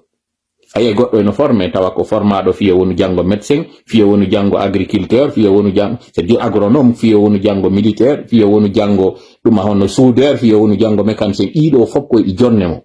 par ce que fof no haton jina andaka ko ɗum addoto yaltitude andaka ko ɗum mo yaltoyta mo ñande noon ha joyi yani wo si tawi ko médecin jom ɓura haton jinede kaka l'école ɗon ɓe ne yaltinoyde on ɗon ɓe namo bon an ko a médecin e nani ɗo honno doyen Mouhtar Ba ka yewti en tawno ɗon ko faala noon komɓe ƴetti ɓe naɓmo mi anda ko no électromécanicien harayno kañum on no doyen Mouhtar Ba en ɗo ɓe jogino ɗo garage meɗen naɓa ɗon oto jami hare meɗe wattu ara meɗe mi mawɗo wi kañum kadi ɗe janɗe so ɗum ko seedude hiɓe andi met Mouhtar ɓe no wawi affaire jandi sa addi ɗum harayno ko ɗume wonno wiidemo ɗon kanko Mouhtar Ba il a fallu yo yaltu lagino immo ya Côte d'Ivoire fiyo ya wonde hande o wona o Mouhtar Bajo mo anduɗen ɗo hande RFI ko ɗum waɗɗum c'est parce que han joni on continue vous comporter de la même façon tant que on suɓaki cippiro gon ko hongo wonɗo waɗude yawon kadi tabiton e maggo walla yo yata e nokku e on ton gaytu woni jama on suɓoto ɗeri moɗon ɗin on suɓoto communication ji moɗon ɗin kon ɗo waɗoton e konno waɗoton non goɗɗo non ara ɗo joni na ko règlement de compte man miron ki woni on ne va nulle part en ala yawde pourquoi parce que ko un pas en avant 2 pas 3 pas 4 pas en arrière ko depa wonɗen wadde yontere nde samedi dimanche iɗe wiide en progressi habboɗen lendi il suffit que mardi o addan en tun ƴiyal ngal ƴiyal bugue fop naati e ngal ƴiyal ɗo arten noon joni dallo live koko on ɗon e yiide ɗo prix carburant on à $9.87 ko station wonɗo Californie fo noon no andi e nder États-Unis carburant on ko ɓuri sattude état ji ɗin fof ko état de Californie ɓuri sattude pourquoi mi ala natude ɗin détails parce que c'est des détails techniques ɗum ɗo noon ko prix gallon o gallon noon ko 4 litres et demi woni en gallon anduɓe ɓen systéme américain o sinnama gallon on ko $9.87 presque $10 ko ya divise on montant ɗon par 4,5 ko ɗum jonnayma prix litre o hande ɗo ko plus de $2 woni litre États-Unis ɗo Californie ɗum ɗo ko côté ouest on mi jonni o photo wonɗo ley ɗon ka windi ɗon prix du diesel au Canada ɗum ɗo epi noon koko mi yaltinani ɗo ko prix diesel on ni na prix essence on ko prix gasoil camion je ɗen tawoje ɗen ɗeɗo noon si ɗe woni affecté kala ko innete ko noon chaîne de ɗuma on no do ko ɓenta supply chain on ko ɓenta konno ko chaîne de fourniture chaîne de production voilà supply chain ko chaîne de production o mo tawata si a yehi janngo a naati ka supermarché ay niiɗa soodude sukkar maɗa on ɓiraɗam maɗa ɗan e birediwal maɗa ngal o oto doguɗo addi ɗum ɗo naadi e nder magasin ngal kamiwal ngal renoɗa ɗo boɓi maggal no dari ɗo ngal arowal ka port yaltina o conteneur ɗo o conteneur tippinoy ka magasin o magasin ɗo vide ɗuma o conteneur ɗo vide ngal kamiwal ara ƴettira ɗum ɗo carton ha timma ƴetta ara kadi ka magasin ɗum ɗo tippini ara soda ko ngal ɗo litre muɗum on woni $2 et quelque hande ɗo. Aren côté est koko on ɗo yiide ɗo ko publication waɗɗo Québec ko côté est on, c'est-à-dire ko ɓenta kon West Coast et East Coast. Est côté tawo won ɓurɗo ɓatorde Europe on. ɓeɗo kañum kadi ndaare ɗo prix on e publication ko waɗi o ini le prix du diesel au Canada après le conflit iranien, tout va coûter plus cher. Ko goɗɗo waɗi o publication ndaare noon prix ji ɗin ɗo ko jelu litre on fuɗɗi ka diesel yon o diesel on ɗo aron essence on kamɓe na essence goto ɓe jogi ɓe mari ko inete kon ordinaire ɓe mari ko yete kon plus ko non no yeeyi ha ko ɓenta kon super net tawo won himo ɓuri sattude kono sa naadimo consommation makko on hino fanɗi oto ngal consommata tinna moteur on kañum kadi protège to kono yeggite essence on aren ka gasoil côté est on kañum kadi Québec on tawɓe ɓen noon Québec sooday carburant e Moyen-Orient ɓe sooday carburant sud ɓe sooday carburant kañum kadi wonɗo yiwde États-Unis iwre kende ɗen fof kaɓe woni gollitire andine noon Canada ko à la fois producteur et importateur c'est-à-dire ko exportateur et importateur carburant kono koye ɓe exporte carburant brut on kaɓe woni ɗo min ko ɗum mi woni o région amen ɗo minen fewn ɗo ni fof no frotidirde juɗɗen fof no wadde ni no welti hande ɗo ni par ce que boom économique waɗowo on ɗi zone ji kami woniri ga on mbuuɗi ɗin ɗi heɓoto comme pas possible par ce que no prix carburant on ƴawiri o ɗi zone ji ɗo kanji ko aubaine wonanta ɓe d'accord kono carburant mo ɓe woni exportude on ko carburant mo ɓe woni naɓude ka sud o raffiné ton o yeehe o siiwe ton ha o wonta hande kadi ko gollitirte kon ka otoje artire kañum kadi Canada gollitira kono woni fonctionnaire conflit waɗo ɗo on ɗo noon dallo monde fi en artu noon ka conflit argol noon holla on CNRD sino woduno hande communication mo hanono ɗe waɗude hande ɗo ni concentré ɗen e mum ka mini ɗon no woodi ka ɓuri finkari hande ɗo fi on famo moƴƴa mayin o conflit iranien ɗo par ce que ko woni ko lagine malheureusement page ji no woodi média ji no woodi taw woodi ko ɓe faala comme ɓe woni on e jonnude na ko woni gonga ko comme bo sikkuno o conflit Iran ɗo o hewtayno hande ɗo ni tawara Iran gaynaali yanude ko ɗum haɗi Iran yana par ce que na Iran États-Unis nangodiri na Iran Israël nangodiri ko ɗiɗon ɗiɗi contre Iran kono Iran kañum kan na Iran to woni e dartade hande ɗo kam woni e waɗande on o layfe ɗo na Iran to woni e dartade hande ɗo en artino ka situation ka Ukraine e Russie wonno ɗo ko welimmi ɗo noon e yewtere ɓen fiyoɓe reconnaisse ɓen ɓe mi wolata ɗo fi muɗum ko par ce que ko kamɓe wonno wiwde wondema si tawi Ukraine wawi dartade Russie c'est parce que na Ukraine tun e Russie woni e piiridude ko Russie contre le reste de l'OTAN woni e piirude ɗum ɗon hewta kam juutina yewterde mi andi ni noon ko onno tawita jongalle ƴetta e taykun to sokku yayina ko yawyanna jongalle piirida e makko jama on tuma fuɗɗaɗa piede fof jama o yalta yayɗa piede ɗum ɗon mi hewta mi juutina yewterde ɗon andi ɗum noon kono mi explique no film aw ko même chose noon woni e wadde ɗo kañum kadi wotaw ndaaru Iran en tant que Iran ko anduno ɗon ɗon kumpay ko wallitano kun on tuma Ukraine aw ko non kañum kadi ɗo Chine e Russie famiri murandum honto fewdiɓe fof ɓe immi kamɓe Pakistan kamɓe kadi ɓe wallitade Iran et c'est bien fait parce que si ɗum ɗo waɗano région on hande kadi o équilibre mon ɗo yiɗe ɗo waɗatano so yi hande ɗo ni Trump change communication so yi hande ɗo ni France Macron ko waɗi ko lendi ka ko dimanche mi yeggiti jour on ka immi o yewti o waɗi démonstration de force ɓe waɗi mise en scène wi o ƴawi avion ɗumaji bombardier ji no takko makko ɗon no chasseur ji rafale ji no takko makko tati o naati no goy tati o naati no nani moƴƴa ko mi woli ko tati on o fuɗɗinoke ko onto noon o daroyto ko no woni toola wa tan o yeytade kono tati on fuɗɗinoke han joni noon on famata ɗo ko moni wolude ɗum ɗo fi affaire laggine on par ce que si sifaɗi débat ji no wadde ko woɓɓe goo ko aroyta so won sinoɓe ko arata ɓe wiya yewtimen fi laggine ko laggine men min maapi ka laggine on so wawaymo famude e yalta e laggine par ce que wonɓe ɓe laggine ɓe ukkanoma e nder biñiri ɓe ukkanoma e nder ngayka ɓe waɗanoma e nder loonde ɓe o mbama ɓe wata famude arata to wi'aɓe laamu ngun ko onon jogingu ɓe faama kamɓe ko ɓe woni yiide tuma ɓe addaɓe jonna o geeɗe haa ko ɓe muuɗa nde yontere ɗo lanna wonde go kañum kadi fuɗɗitike i sondage so même train hiɓe yiide Mamadi e senede no ƴawde no jolde ɓe wadde communiqué ji ɓe wadde nomination ji ɓe wadde décret ji onon ko ɗum ɗo wona ɗon hollede kono laggini na tumtere wonde ka tumbo maayo na kadi hoodere wonde ka kammo sakko wi'e ko ɓe goɗɗo memataɓe goɗɗo yiyataɓe laggine ko leydi wondi e nder Afrique ko e nder windere nden jeyi Afrique kañum kadi kala ko heɓi monde extérieur on heɓa hewta e Afrique donc heɗon ƴettitiri wasiara e nandi laggine ko pays isolé mo tawata koko woni wadde ko fof dans le reste du monde ne les concerne pas non ça te concerne a wonɗo lange jentitade on ɗo e CNRD est conscient de ça hiɓe andi mais puisque non hiɓe suuɗude on ɓe faminana on tout va bien ko ɗon hani immagol andina non rien ne va bien si on immike on ƴettindi finkari ndi Iran woni e gollitirde hande ɗo ndi occidental ɓen gollitiri contre ɗi pays ji ɗi ɓe woni e pirde ɗo fof fuɗɗi e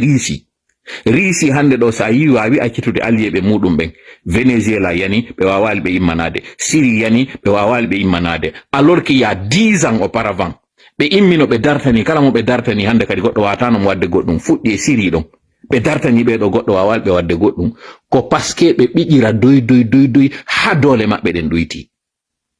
sanction économique ji waɗa e hoore maɓɓe ene onon anda koko wiyete sanction économique ko finkari hande ndi jama on fof woni gollitirde hoore ndi leydi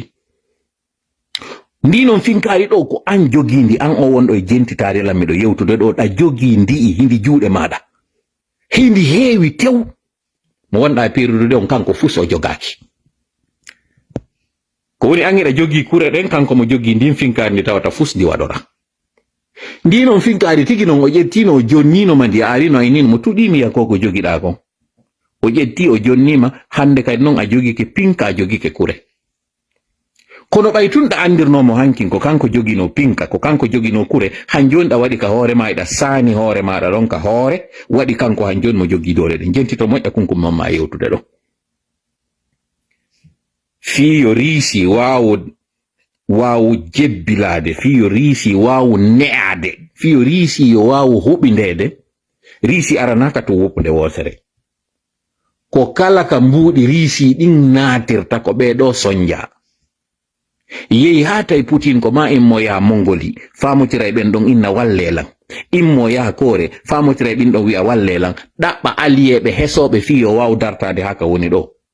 o woni obligé repliugol troupe ji makko wonɗi Afrique ɗin fop o retirirɗe gotum andite sayi had Prigozine gayni lamade aduna on Afrique Prigozine had gaynino fi affaire Afrique on few hadi hande kadi France joni ko jiɓi konto ha honto ɓe yaltinte est ce que ɓe yata ɓe tawoyaɓe hay France hay ko ɗum ɗon hande kadi France maapi kono nde ɓe sonjuno riisi ha hande kadi tawi joni Putin ko jiɓi ko honno wawirta sortorade ɗon kontuma o repli hande kadi troupe ji makko ɗin fof partout dans le monde ɓe artiri ɓe kontuma Mali fuɗɗi sonjade kontuma Burkina fuɗɗi sonjade kontuma Niger fuɗɗi sonjade kontuma alliyeɓe maɓɓe ɓen fop fuɗɗi sonjorade goto ko mbuuɗi ɗin ɓiƴa ɗiɗo ka ɓiƴano hande kadi yaltoy ɗon awa ɗo non kañum kadi ka fokkitana ɗo ni ko Chine koko wonɗon e yiide ɗo fop Venezuela ko ɓeɗo jonnayno Chine carburant Iran ko ɓeɗo jonnayno Chine carburant ɓe fof noon ɓe ala jonnude koye dokkal ɓe yeeyay woni si tawi noon konko ɓe woni e yeeyude ɗon hande kadi mo kala e maɓɓe heeɓi ka hilno Chine hande kadi industrie muɗum on ka woni ɗon ala matière première ala heɓude o carburant tourninowo ɗon Chine ɗayɗay joni ɓe andi ɓe wata yanande Chine ni ton Chine yeetinoke ɓe inni mi wonata adotoɗo fellude on kono min accata fellande ɗimmere waɗoya so felli fellande aranere nden ko nden ɗon sakkitoto waɗugol fellugol immere nden o wartatande par ce que minen kadi ay men nattiwa mayre wulugol Trump no andi ɗum administration américaine no andi ɗum fop no andi ɗum kono noon joni ɓe warrata ko eɓe uddu dambuɗe ɗen fop ka tawata kala ko Chine faala gollitirde kon ardira e ɗon par ce que a nani mi golli ko carburant mi jogi e matière première mi jogi si tawi noon ɗiɗo salama sakkama hande kadi yo ɗi aru industrie ji riisi ɗin no ɗi Chine ɗin no ɗi fuɗɗi wonirde hande kadi dépourvu de matériel ko population chinoise on tigi fuɗɗoto heɓude tampere ɓe ɗuuɗi noon ha feƴƴiti si ɓe gollali tun si Chine heɓali tun golle hande kadi ara ɓe tampi no ɓe tampiri ɓe imman to kisa régime maɓɓe on si ɓe immani ko régime maɓɓe on ko à l'interne waɗata ko mi waɗa ɗo noon pose mi yiltito noon kadi Iran États-Unis sikkuno si ɓe waɗi tappande araner nde wawino wasifa ko feƴƴi Venezuela ko ngargol tun tappa inne leader jo nangama hande kadi gere on inne o ma yilanni ɓe ne'ike luttuɓɓen fof ne'ike discours so yi hikkunoɗo ɗon on ko wi'ugol population iranienne o min ari wallugol on kono Iran jangino e Libye Iran jangino e Syrie ɓe andi leader jon ko ittete kon ɓe inna meɗen arde me wallitiro on pinka min ara me wallitiro yiite na ɗum na kame wonɗon arde wallugol ko haaji moɗon wonde arde joɗagol ɓe desidi ɓe fof ɓe ware kono ɓe wata ɓawo leydi maɓɓe ndi ko ɗum ɗo surpreni ɓe ko yiwgol ngol wondema han joni population iranienne on hino ɓawo leader muɗum on no ɓawo hooreɓe muɗum ɓe andi na légalité na wiwgol ngol awa hande ɗo hoorejo amen on tappama ko ɓurandu lanni ko mone yewde ɗo kon noon ko ɗum mi huɓintinoyta fi affaire ɗi parti politique kami fuɗɗori ɗon ko ɗon kadi mi lannitoroyta wiwgol ngol hande ɗo parti ji ɗi woni disu hooreɓe ɓe woni à l'exil c'est parce que on jogaki hakkille iranien ɓe si on jogi hakkille iranien ɓe on anda mo kala e moɗon ka woni ɗon ko leader jo hoore muɗum mo kala e moɗon ka woni ɗon ko force hoore muɗum mo kala e moɗon ka woni ɗon ko réserviste jo hoore muɗum tout est dans la tête son tappama tun on jaɓi on tappama ko ndeñande wawa ɗon a yittiɗo ɗon noon Iran on iranien ɓe États-Unis sikkuno no tappirno ɗon hande kadi yiya wondema kaari e kaari memama ɗon population iranien on yaltanayi hooreɓe muɗum ɓen kamɓe tigi ɓe raɗɗoroɓe à l'intérieur plutôt ɓe ndaari ɓe tayna ɗum ɗo taw wonani ɓe taw première surprise deuxième surprise Iran kon ɗo waɗi Iran no andi États-Unis woni feriko États-Unis aro gollitir kawtaɓe maɓɓe ɓen non jooɗi takko maɓɓe ɗon waɗi ko waɗata kon ɓe ni aha ok ko bako fampo wonɗo wadde ne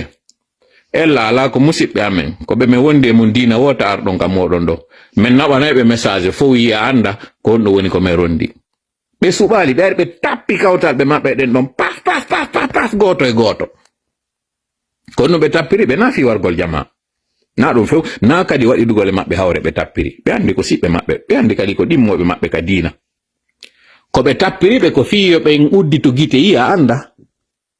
ɓe ari ka moɗon ɓe waɗi koɗo nonko ɓe waɗu gabo e nder mboodo ɓe ari ɓe waɗi koɗo maaro ɓe faamini ko geenal wulagal ɓe ari fi muɗum ɓe ɓaarori ɗum ɗon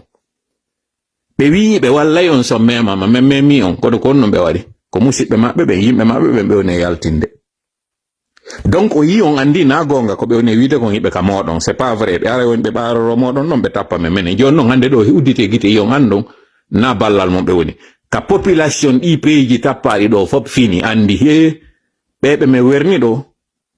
na hoɓɓe tawoɓe ko fi nafa amen ɓe woniri ɗo ko fi nafa maɓɓe sina ɗum ko onno men tappirte ɗo ɓeɗo ron kawde ɓe immanto joni hooreɓe maɓɓe ɓen si ɓe immanike hooreɓe maɓɓe ɓen hande kadi ɓe yi andi laamuji maɓɓe bona ɓe raɗotoɓe ɓe yaltinirayɓe no France yaltinirano Afrique go'o deuxième effet on kaɓe tappi ɓeɗo fof hande kadi panique waɗi ɗi peeji ɗo fof ko tawɗi ko entre tourisme et entre pétrole ko ɗiɗo ɗi wuuri joni noon a touriste yoɗa fokkiti e leydi ndi tawata ndin a yetama ton avion wal sino wirude kamɓe tigi ɓe faljude ɓe liɓa avion je ɗimmoɓe maɓɓe ɓe ɓeɗo faljata joni liɓa avion wal donc tourisme wona impacté fino yon faamu ko mon e wolde ɗo kon mi waɗa ɗo koye mi fuɗɗo tum fi sabu droit d'auteur on koye mi fuɗɗo tum vidéo on kun ɗo nanon influenceur ɓe maɓɓe ɓen kamɓe Émirats Arabes Unis ka andirɗon ɗon noddiregol Dubai jentiteɗo ko goɗɗo e maɓɓe woni e wolde ɗo wiyeteɗon Khaled. Assalamu alaikum everyone. Watch this video. That is a video of the president of the United States. Mami wowlora an natandan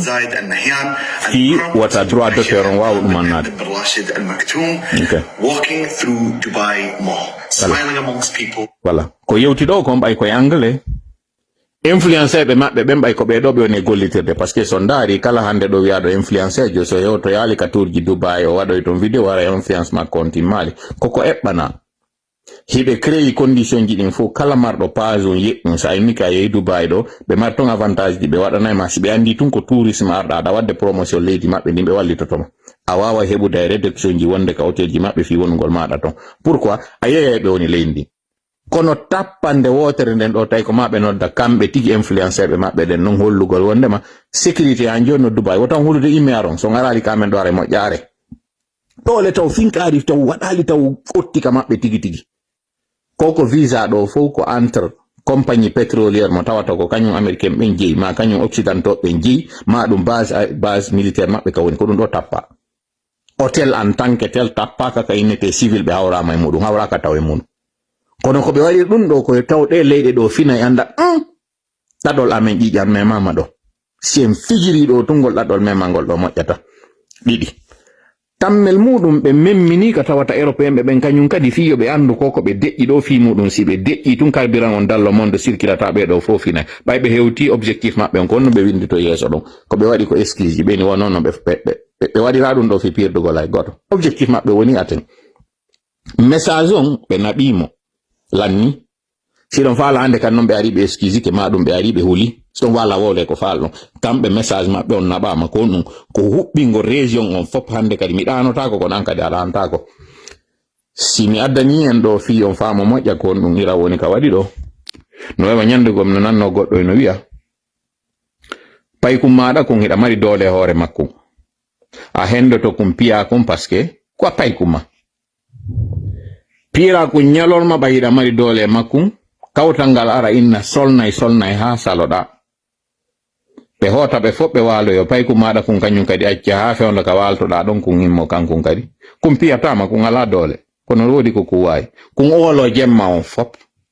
hara dano tago tuma mettuma o mo dara piyama burta kanyum kadi ola god nebata ko kawtal ma danga yalta tara inna ma modi a nyaldu piwgol o jemma kadi a ronkina men komandano on to mara hebi kanango dira kawtal ma danga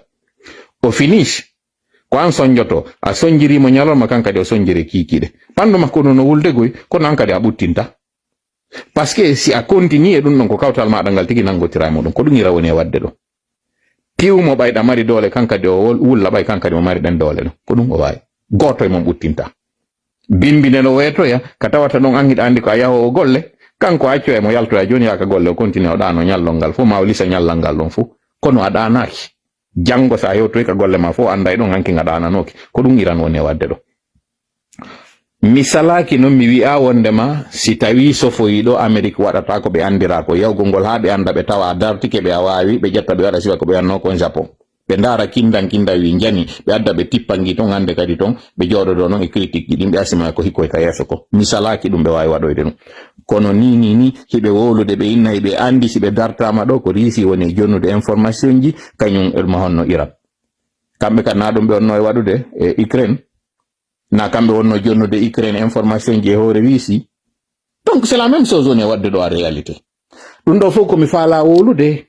sujet on ina ton pendant que live on hebido 1h12 minutes na dum woni important mi fala en hollude tun géopolitique on si nangondirama ko honno wawirta tappude mo wonda piridude mudum on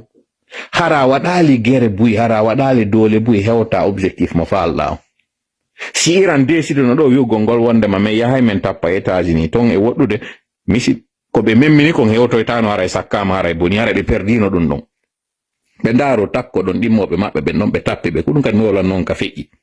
minni ko wiete kon carburant batterie gouvernement ko woni wadde de circula ko minni ko non si onon do joni on jogi ke mbudi modon din on dartike on holli wonde ma acceptable on ala commentude ko be woni wadde on ala yaade manipulation mabbe ngi hande kadi ka be ndari be tay don be considera ka be wona lego be wona kadi légitime ko don be fuddoto yanirde doy ngi gere wi do fop so yi Trump tuma wadi yewtere wo ko fewtata ko population iranien no yewtabe ko paske no anda dole den kaka jama on woni tous be do fop be wawata hebude dole leydi tanke jama leydi ning imaki wallitibe nanon de yewtere do mojja faamonde si don faala on tajiray ko e den hundun tigide ça ne changera rien si population on hanjon no baaw leader be mudum be no wi no baaw modo mede wallito we got your back ko be inata kon c'est à dire nous assurons votre arrière tanke dun don no wadede kala wondudo jama on kanko wonde doyere CNRD do non dabbiti en enen holli en ha jaka e meden parce que be anda konto dole de woni si hande do hara on nanu mission immike ari commando be madum a quelque soit mission hay siko avion goto ngari tipike hande ka kapale do hendike mamadi wadi mo e kabbol hendike kambe ton dimobe mabbe wadi be kabbol si population on goto yaltali contre mabbe don konko wada don ko be jawna be avion don be mo be yaltina be lendi be yabe soko yabe prison burdo bonude on goddo wolta goddo kono si be ari population on yalti wi o rewa e hore amen do avion wangal de kolata ngal wata yaade pasare be andi be buttinali be andi haray ko nyaaki be memmini gasata exemple on ko Somali do exemple on partout Turquie fewndo militaire ben falno renversude Erdogan ko population yaltuno fewti char de combat jene be jogaki finkay be jogaki wedur be jogaki kayre fus be ni rewon e hore amen kono yitetaki dum do woni vrai dole de donc si UFDG hande don wadama disu fi lanetagol yewtere ne ko piun kun tawno ne bi kam yeti on fi mudum donc militant jo goto wota wonu e bralle mi andina en dono ndanyande ko mi yewtuno ko mi fewtini model encore une fois fi hollugol on que nous nous anticipons ko CNRD woni wadde ko model fewta yewta parce que ko model luttinder to wana be manipulede be ami yewtali fi mabbe parce que déjà la décision était actée gibi nebi UFDG RPG et UFR ko wana douano be wade de disu nebi mi wol ni non fi ko min ati arde do wadana on memmina fi affaire parti état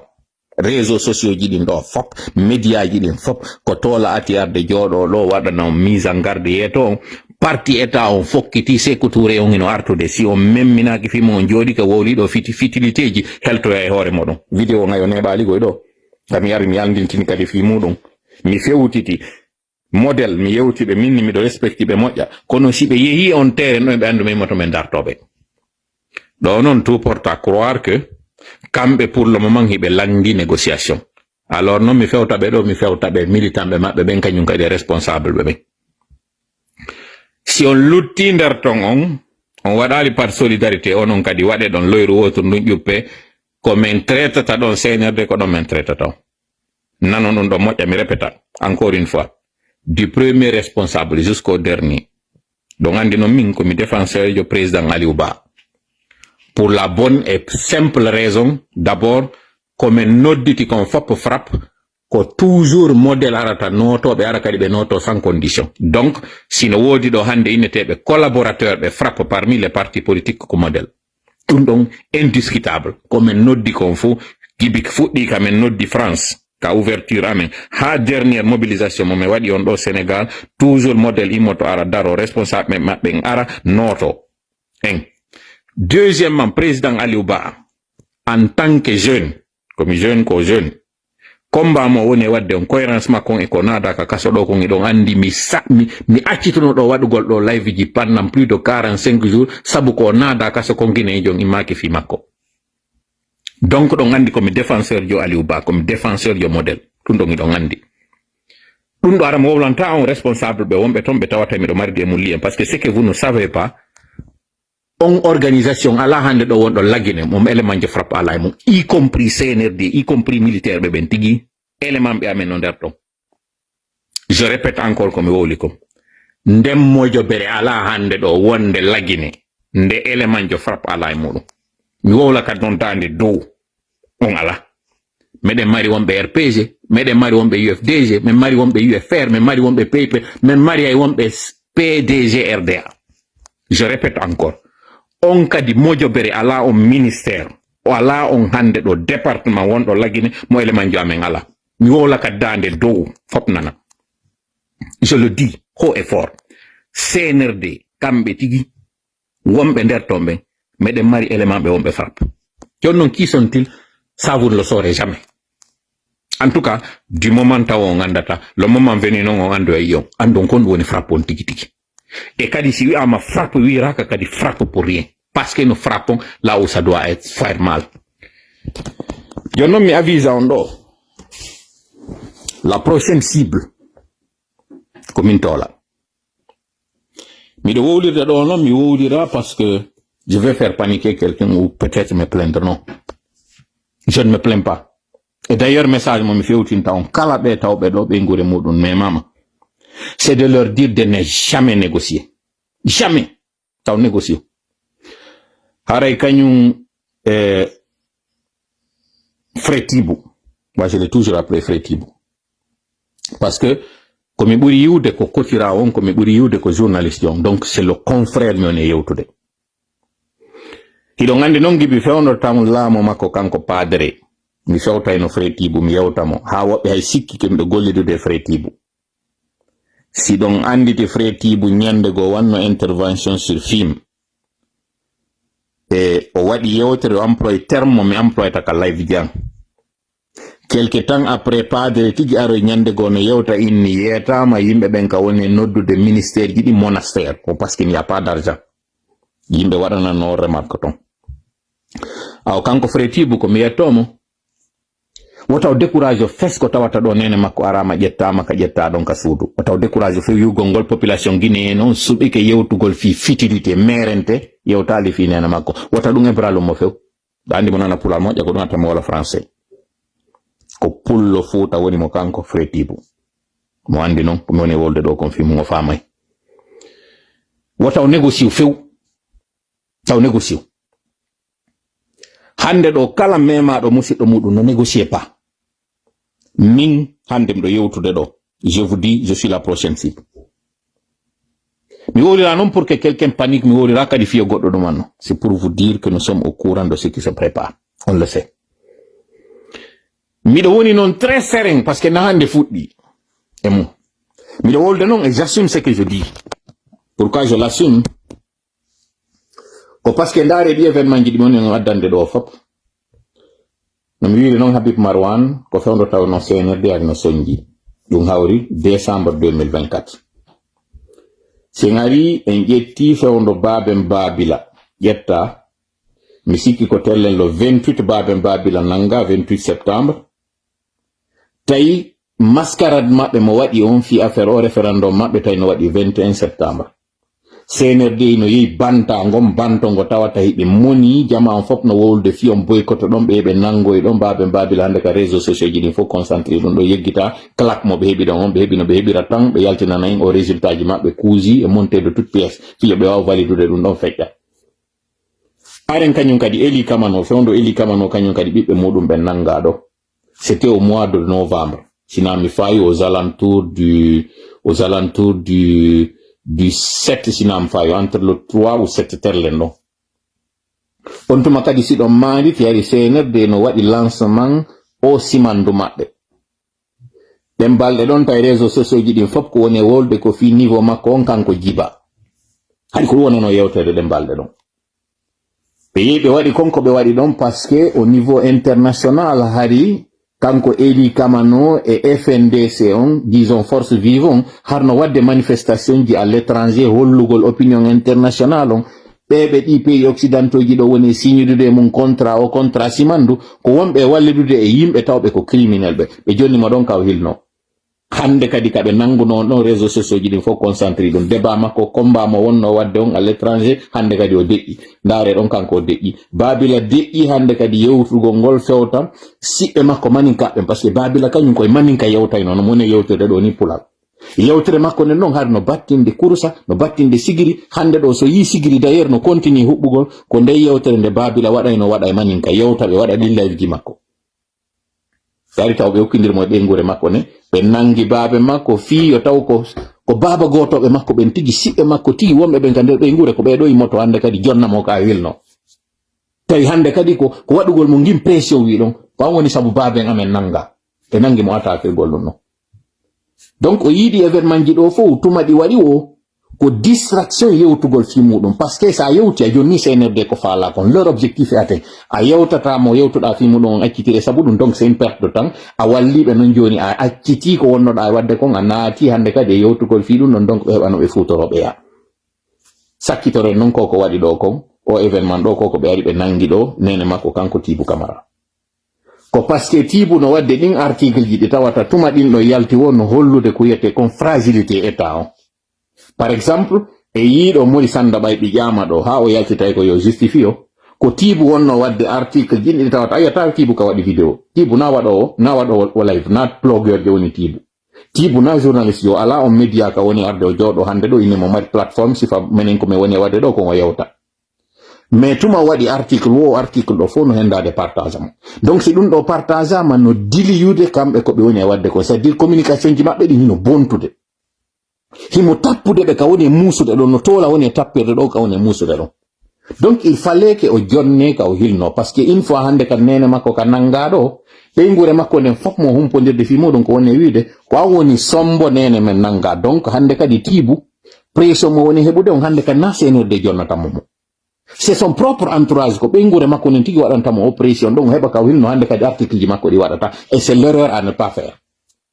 Il faudrait pas qu'on arrête article di makko. Il faut qu'il continue ses articles. On considère kala ko hebi bedo be yani saidi. C'est aussi simple que ça. C'est-à-dire koko il était dictateur et criminel dole mabbe den ko e fofande maada den be hebata dole. E fofande maada den ko e dole maada den an iwata. Kono holdirda dole wobe yaniri kono holdirda fofere wobe dolniri. C'est aussi simple que ça. C'est-à-dire be ari be hulbini ma huli a wadi ko be wi ko non seulement ko falda ko wadata parce que o yido biddo vision ko be wadi mo jiwo zena be hulbini mo do be wadi mo di be wadi mo di fo ka réseaux sociaux ji finalement ko fure babe makko be noddira hay don kanyum kadi fure mi anda si be tion fure ha weta ngo hande do ko publication ji makko jelu zena yuno don imo wadi do ka woni wado de fiyo babe makko hetto hay sadaka o wadi fi CNRD fiyo mamadi waaw fejjiro do be wadi yon sadaka don kindia mais est-ce que dum attiri babe makko donc c'est une perte de temps, ça ne sert à rien. Avoir peur de la mort, c'est une courtoisie inutile. Au risque de wowlidum. C'est-à-dire, il faut pas être à wonata. C'est-à-dire, si pigi di ali, je m'énerve voto, hara koko woni kongen, woni ifude. Sinon, wodi pi wado wulang hors de moi, mi yalta kotuma mi woni en face d'une injustice et d'une manipulation. C'est-à-dire, mimi do andi dans un autre, comme wuli ko watatao, donc ngala nan de wol gol non parce que si woli on hibbayla mi nata mi wol tadi non ko bernde arabu jo mi jogi déjà taw à la base ko inde arabu mi jogi ande belam be no ande ko no mi noddirte mi jandi kadi leydi arabu mi etti bernde arabu mi do jalde do ko no ko jalede bondo woni yow jalde do miɗo jalde jaleede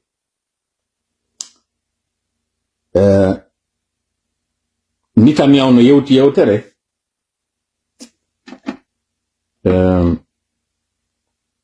o inni pi en 2011 o waɗi nde yewtere o inni wo cippirowol ngo wadde ngon ka région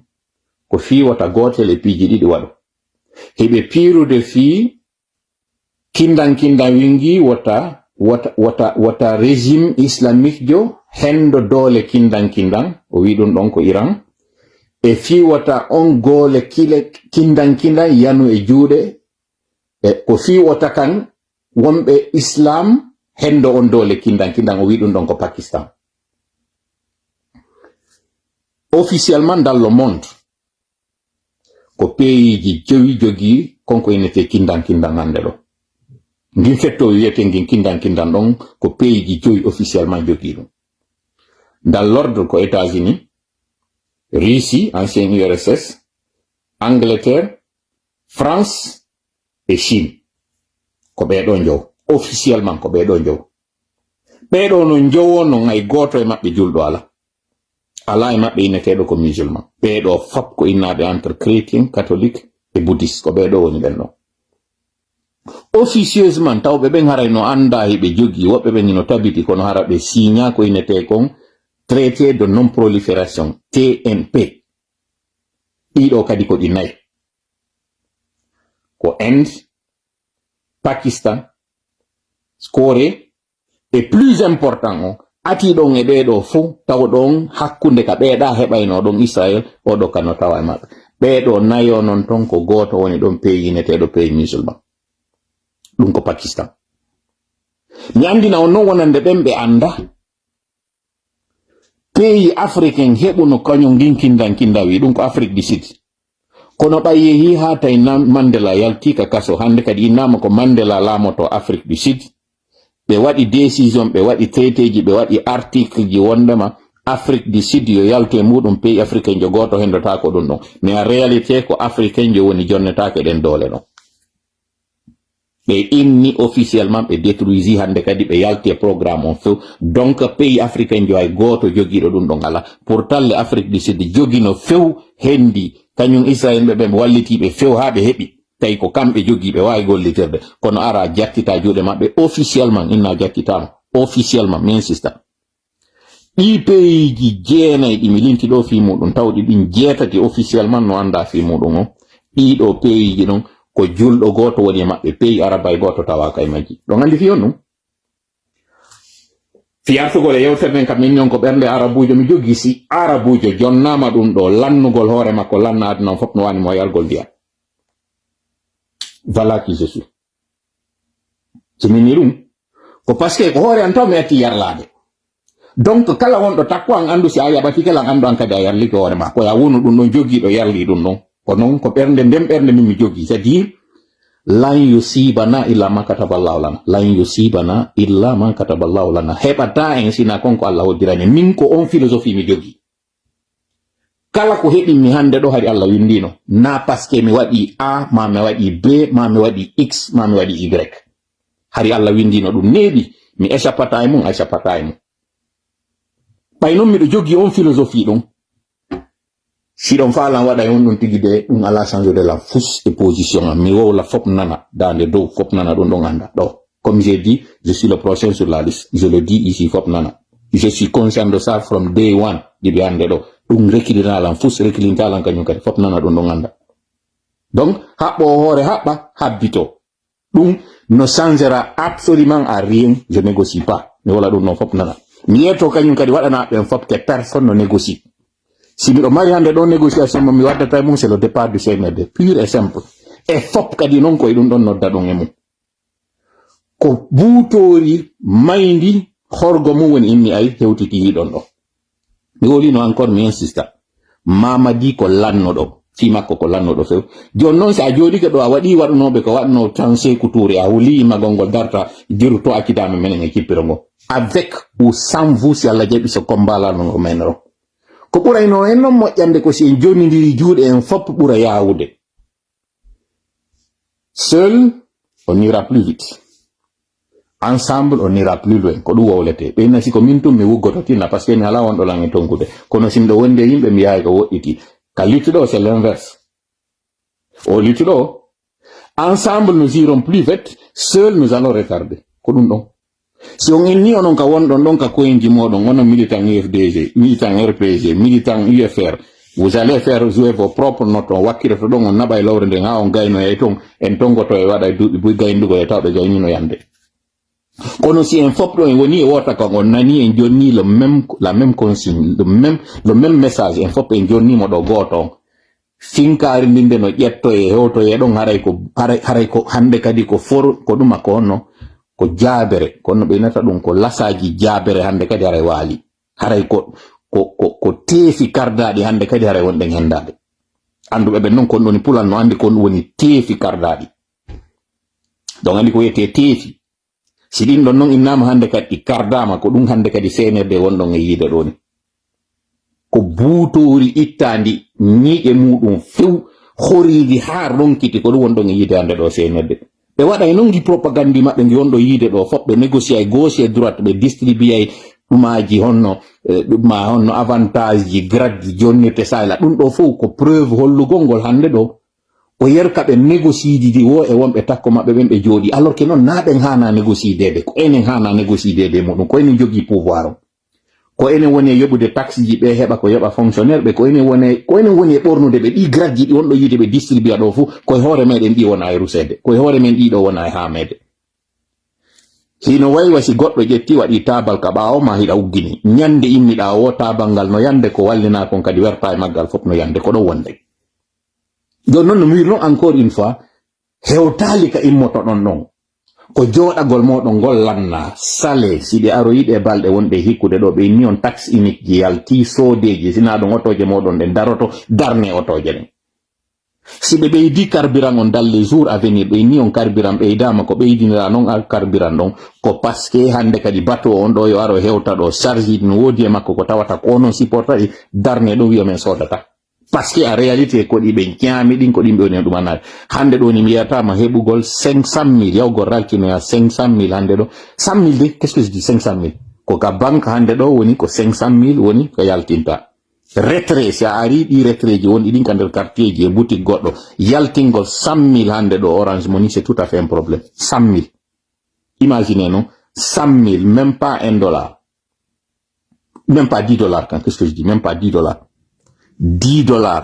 goɗɗo wonɗo e wadde détail dans un quartier ara innamo jonnan $10 hanki non goɗɗo yeyno no jooɗi e nder suudu muɗum ndun suudu sumanane ɓe inne $500,000 sumi e nder suudu goɗɗo hande ɗo lando goɗɗo $10 e nder magasin makko retraite wa yala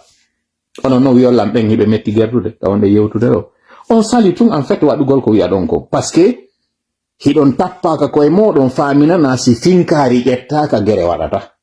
hiɗon faminana si mbuuɗi ɗuɗali gere waɗata hiɗon faminana ndaare ɗo hande onon tawɓe ɓen hiɗo Libéria hande ɗo campagne wino waɗude yetagol libérienɓe ɓen ko pulɓe e libaneɓe e indienɓe e chinoisɓe contrôle économie on Libéria ɗum ɗo fof ko on ɗum visa ko no wonɓe ton ɓe wona yahanoyede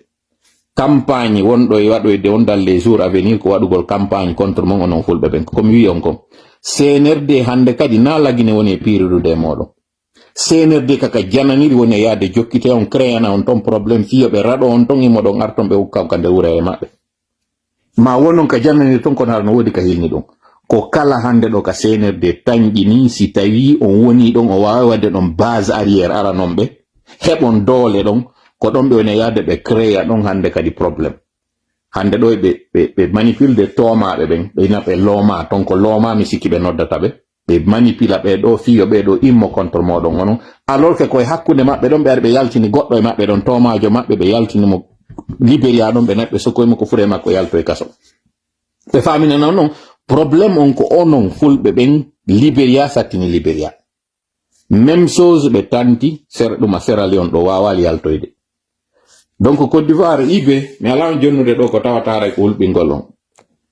kono so yi hande ɗo Côte d'Ivoire on fuɗɗaka memminanede taw ko parce que leader je moɗon on ino jooɗi ɗon no Côte d'Ivoire ɗon kanko mo nanga ɓay mo nanga jooɗi ɗon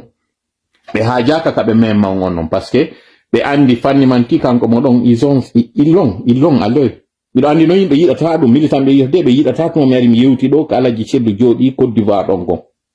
je vous ai dit encore une fois Alaji Sellu fanni manti ɗon jooɗi Afrique CNRD ko faala kon waɗata hoore mo waɗata kadi hoore militant ɓe moɗon ɓe o yaltay Afrique faame noon ko monen e wolade kon o yaltay Afrique si waɗen ko faalɗe wadde ko fanni mantiɗon jooɗi Afrique woni ɗon CNRD taw non seulement no andi fakko on ɗon e wadde aller retour ji moɗon ɗi koko wonɗon yiide ɗo sallu no soñjeede Libéria no soñjeede koko ɓe tañƴini hiɗon humpodirde responsable ɓe wonɓe ton eke hino wi'a société de gardiennage ji no waɗede ton ɗi tawata ko ɗin wona famitirede ɗon c'est à dire waɗe gabo e nder mboodo haa ko faal ɗon ko waɗa ko ɗum ɓeɗo wona soñjirede jon noon commerçant ɓe soñjama laggine fino innayi ɓe gollidude UFDG commerçant ɓe ɓiƴama hande ɗo ka ɓiƴa fiɓay tun hari ko wonnoɓe wadde donji ɗi tawata ɓe yoɓɓe ɓe naɓanayno RPG ɓe naɓana kadi UFDG kono hande ɗo ko liyemo ɓe maddi UFDG on ɓe wona e soñjirede woɓɓe inna naadete kaso woɓɓe audit waɗa hoore maɓɓe inna biyeji maɓɓe saisi sete jon noon ara joni militant ɓe UFDG pullo Fouta haray ko ha honto an soñjeteɗa a soñjama ka leydi maɗa par ce que ɗa militi tun dans un parti joni noon ɗa soñjede kadi ka janarire tout simplement par ce que ɗa humpodirde e leader jo parti mo tawata parti mum on ina waɗede dissolution an haray ko ha honde tuma an fokkituɗa haray ko ha honde tuma an yewteteɗa fi muɗum ka wawata hande kadi andude si a immaki dartita ɗum ɗo on hajuji ma ɗin haray an tum ɓurta e bonde haray ko ha honde tuma donc haray komi mari komi yetto en ɗo combat on ko hande ɗo noon o ɓuri fuɗɗade deux menen meten déjà e nder o combat ɗo et ne va pas reculer e kañum kadi trois koyon fof aron wallidiren ɗo anden koko bii kon nde ñande ngal yaltay e serdu ngal naata e serdu kono yaltugol maggal ka serdu ɗon nde no yaltoya ko taway en gayni taw gerdude e maɓɓe ɗo haa ɓe jikkike ka leydi nde ɗen hewta c'est juste une simple formalité ko lanitagol tu wonde jonno si a fala ron ka hoolade ko moni e wolde ɗo ko c'est ton droit le plus absolu mi monantakoma kadi fof parce que ça fait 4 ans nous sommes en train d'appeler la même chose et ça fait 2 ans miɗo wiide on ɗi partiji ɗo seeron disu hande ɗo no waɗi joni noon Iran no ɗo ka janga e muɗum Ukraine no ɗo ka janga e muɗum monde on hande no ɗo ka janga e muɗum na marɗo gonga on hande ɗo wona jonitede gonga o ko jogiiɗo doole ɗen ko woni imposude gonga muɗum o même si noon tan nelaɗo sallallahu alayhi wa sallam fewno ɓe wonno ɗaɓɓude alliance ji ɓe innuno yo gori ɗin takko ɗon wallitoɓe gorol go ari ɗo wi wallitotoɓe contre arabuɓe ɓen c'est à dire ɓuraysiyankoɓe kono wi wallitotako ɓe contre force ɓe ɓeyni fiyon ɗum ɓeyni par ce que force ɓe no mari doole ay tun noon ɓe mari doole ɓe wawata immade ɓe wallito nelaɗo contre ɓen ɗon nelaɗo kon no wiɓe sallallahu alaihi wasallam